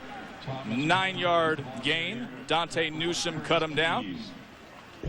Let's go back to that first down play, and you're going to see Morera catch this ball, and a hustling Underwood, number 99, is going to make the tackle. But in doing so, he carries Morera past the first down yardage marker. And so even though Marshall had the good defense, they kind of helped out a little bit in allowing that K-State first down. You know, Morera is just one of those football players. Gets it done. He's going to gain yardage. He's going to give you the most he can give you. Just like this man. Fumble! Thomas Clayton, big gainer, and then a fumble. Marshall ball. The initial call was Marshall ball. Let's see if that holds. K-State ball. Yeah, when they wind the clock, that means it's K-State's football. And you saw Jordy Nelson pointing right away. He saw the recovery. But this is a close one here, and that's going to make Bill Snyder awful nervous. Because here comes Clayton, and he gets a nice hole initially, kind of cuts through there, and you're going to see the ball pop out right there. And that was a big hit from Curtis Keys, who knocks it loose. And Kansas State is fortunate that they come back up with that football. First referee that came in started pointing the other way, and then all of a sudden they cleared the pile and found Thomas Clayton had the ball. So a big play for Thomas Clayton. Gained the yardage and then recovered his own fumble. And now K-State is in prime position. They have crossed midfield.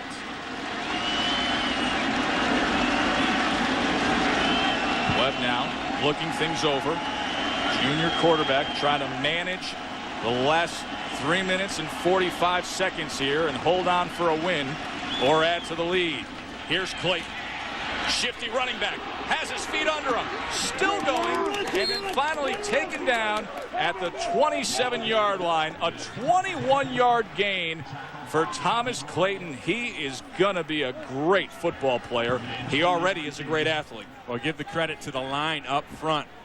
They hadn't been able to get much going with the running game, and now here with the game on the line late, they're going to get things going and open up a hole right there. You see Clayton just barely gets touched, but he's already 5 yards down the field, stumbles, regains his balance, and makes the huge gain off to the left side. Thomas Clayton, Ray, 24 carries, 149 yards on the day, and that was still considering what was a dormant offense for K-State for about a quarter and a half. He started hot, and now he looks to finish hot. Webb, inside handoff this time, not able to get back to the original line of scrimmage. And Matt Couch, the linebacker, came on the blitz there and shot through the gap untouched and made the big tackle for the loss. And Ray, not only are they advancing the ball, but that clock keeps winding down. We're under 3 minutes. Marshall has all 3 timeouts remaining, but I think it's a little early yet to start using it. Now, you might see one if they get them stopped here on 3rd down and it's a 3rd and longer type situation, I think then you can go ahead and use one. Coach Mark Snyder, second game as Marshall head coach. He's looking to pull something off here defensively. 2nd down and 10, the 11th play of the drive. And those Thunder clapsticks are out for the Thundering Herd, and K-State is going to use their last timeout. Yeah, they were running out of time. Ran out of time on the play clock, and rather than take a penalty in this critical situation, they opted to use that final timeout.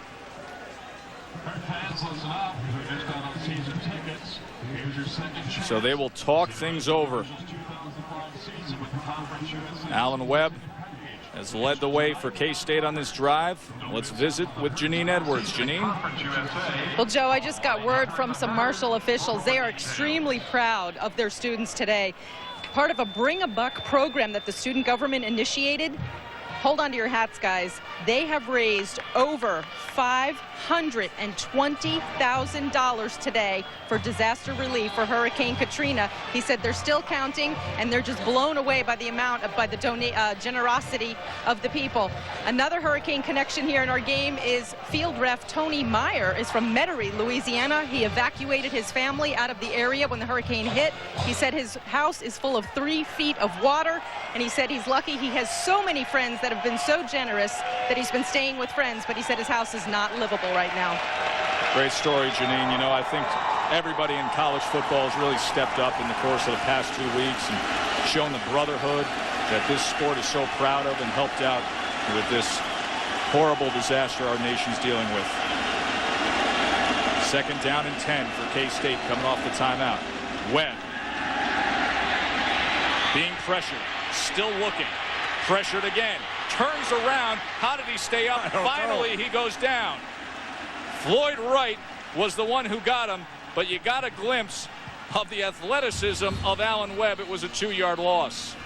He looked like Houdini. He had more escapes than Houdini on that one play. But the relentless pressure from Marshall finally overcame Webb's maneuverability. Look at him. He causes one miss. He's looking around, causes another miss, spins again, says, where am I? And finally, the Marshall defense is able to close in on him. That all stems from the coverage down the field, because Webb he's got time initially, but then the coverage is too good, and then it breaks down. Well, we had breakfast in Huntington to start the day where we had hash browns, but our Couch Potato Saturday continues. ABC Sports, of course, will have regional coverage at 3:30, and then tonight at 8 Eastern. Boy, does it get better than this. Number 2, Texas. Number 4, Ohio State. A game that will greatly affect the BCS down the stretch of this season. You can see Texas getting 4 first-place votes already this season. They are number 2, Ohio State number 4. I mean, 2 historically grand programs and the first ever meeting between them. You know, a lot of people say a game that may determine the early front runner for the Heisman Trophy. If Vince Young or Ted Ginn can jump out and have an explosive effort in such a showcase game. Yeah, but I think more importantly, it may go a long way in determining who will not be the national champion. Exactly. But if you're going to suffer a loss, better to suffer it early. Right now, Kansas State wants to avoid just that. 2:07 to go. 3rd down and 12. They're only up by 2. Thomas Clayton in the backfield with Alan Webb. They had success running screens to Clayton early in the game. See if they go back to that. He's so dangerous any which way he touches the ball. Webb. Downfield complete for a first down to the 5-yard line to Jermaine Morera. 24-yard pickup for Morera. Well, and that showed you the strength of Alan Webb's arm, because he threw a rope at 30 yards and stuck it right to Morera's chest. Watch this shot that he throws. He's going to step into it and zing. That ball is coming, and it's perfectly thrown. Hawkins didn't even have the chance to break on the ball and make a play. And you see Webb hangs in there and pays for it. Takes a nice shot on that one from Davis as he lets it go, but hung in there and made the key throw on a 3rd and very long. What a huge play from Alan Webb, and Jermaine Morera steps up again. He's off to a good start this season. So now K-State from the 5. Clayton Flag comes in as Clayton surges ahead for just about 1.5 yards. Matt Couch was able to wrestle him down. Looked like Jordy Nelson, the man in motion, went towards the line of scrimmage. That's a no-no. 1:39 to go. Mark Snyder. And Nelson, when he went down there, he was crackback blocking. And when you run a crackback, you got to make sure you can see the man's number on the front of his jersey before you hit him. And Morera did not do that, hit the man in the back, an illegal crackback block. Bill Snyder watching his team methodically move down the field, taking time off the clock. Play after play, they converted that big 3rd down. And Alan Webb now facing a 1st and goal from the 15. You see the 12-play, 91-yard drive. And remember, he had that nice play to convert the 1st down on the run when they were pinned against their own goal line. And here he's running again. And Marshall needs to start using their timeouts. Chris Royal wraps him up. They should call one right now. Time is of the essence. That was only 1st down.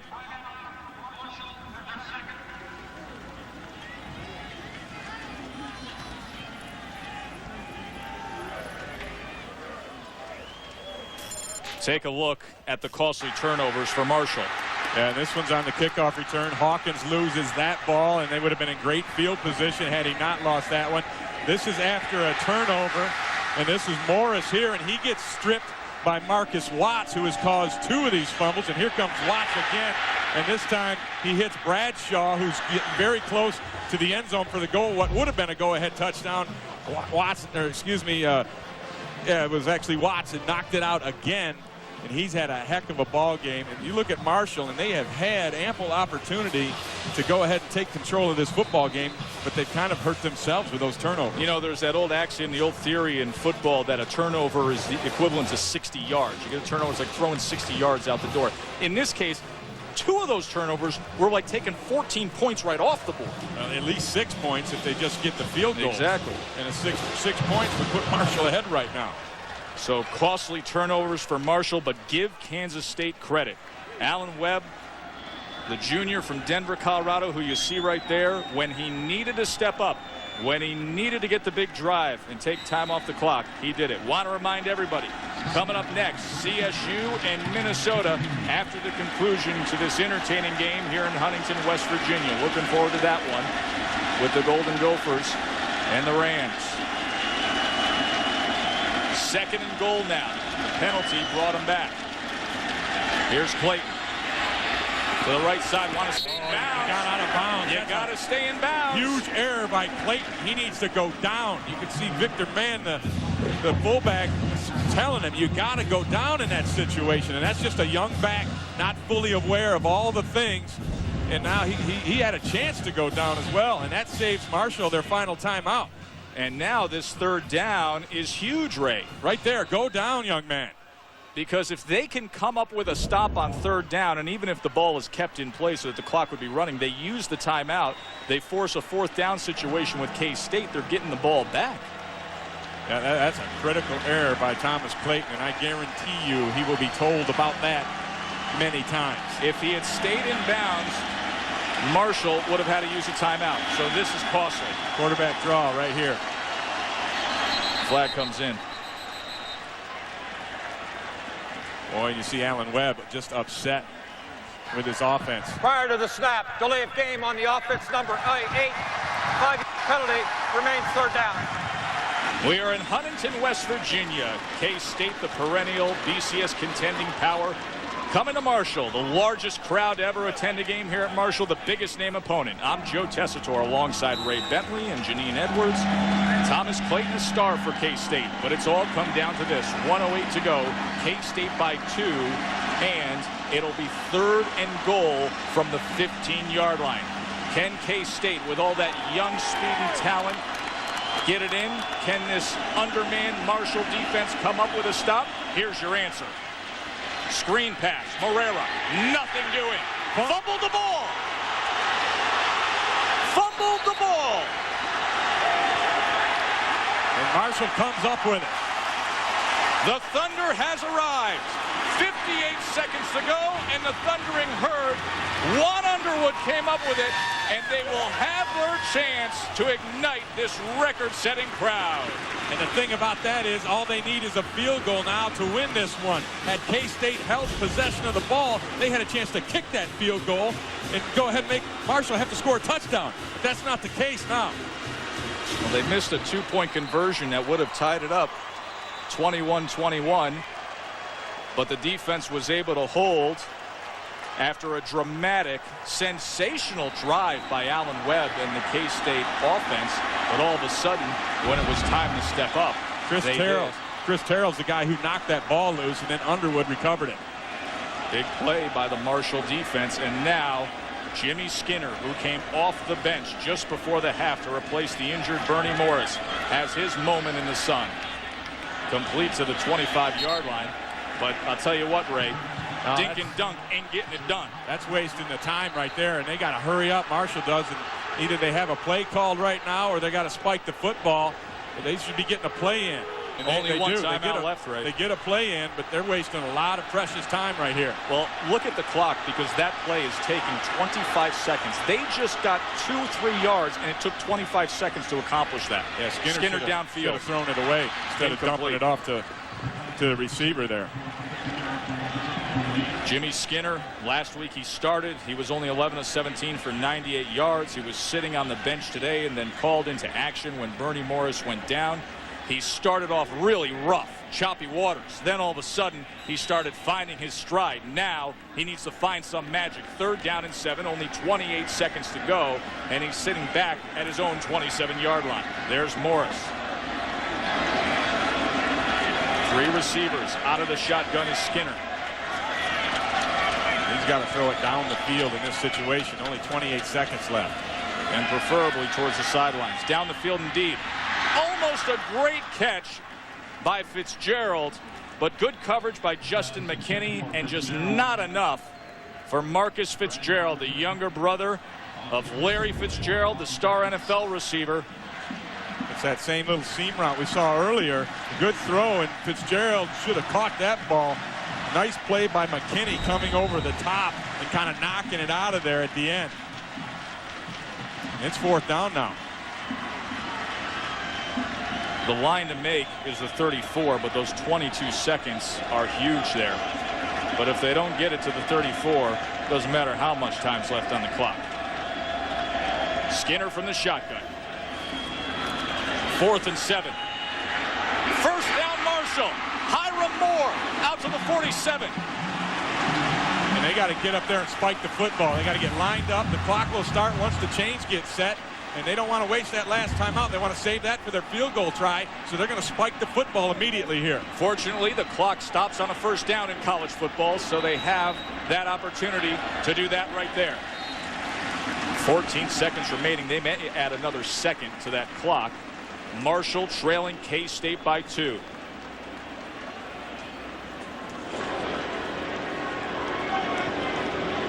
See Ian O'Connor, the field goal kicker, over there on the sideline.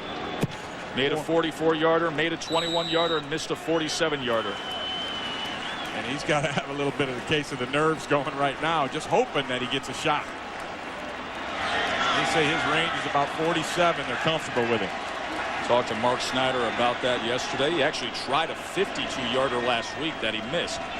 14 seconds to go. Skinner downfield again. He's got a man. Hargrove, unbelievable, and he's out of bounds. They don't even need to use the timeout.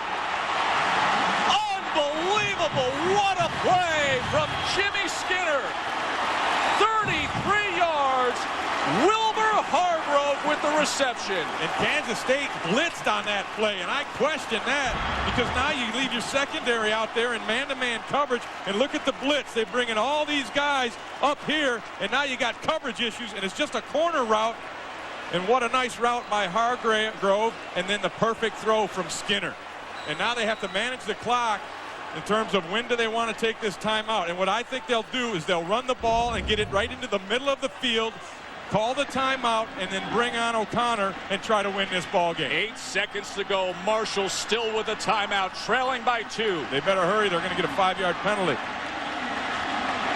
What a fabulous finish here. Whichever way it goes. Skinner deflected and intercepted. Justin McKinney with the interception. I just can't believe that play call. You need to run the football to the middle of the field and set up your kicker. To try and get another pass off is just not sound thinking. They were in field goal range. They could have played conservative. They had the timeout, but they wanted one more. Boy, that just is mind-boggling to me.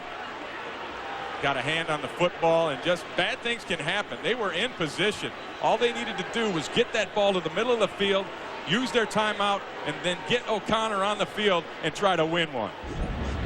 Mark Snyder's going to second-guess himself on that one.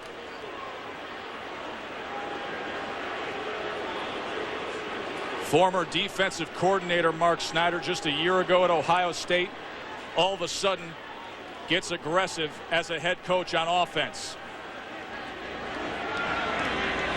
And K-State takes the knee. The crowd had their thrills, but K-State wins 21-19. Coming up next, college football, Colorado State, Minnesota. For Ray Bentley, Janine Edwards, and our entire crew, I'm Joe Tessitore.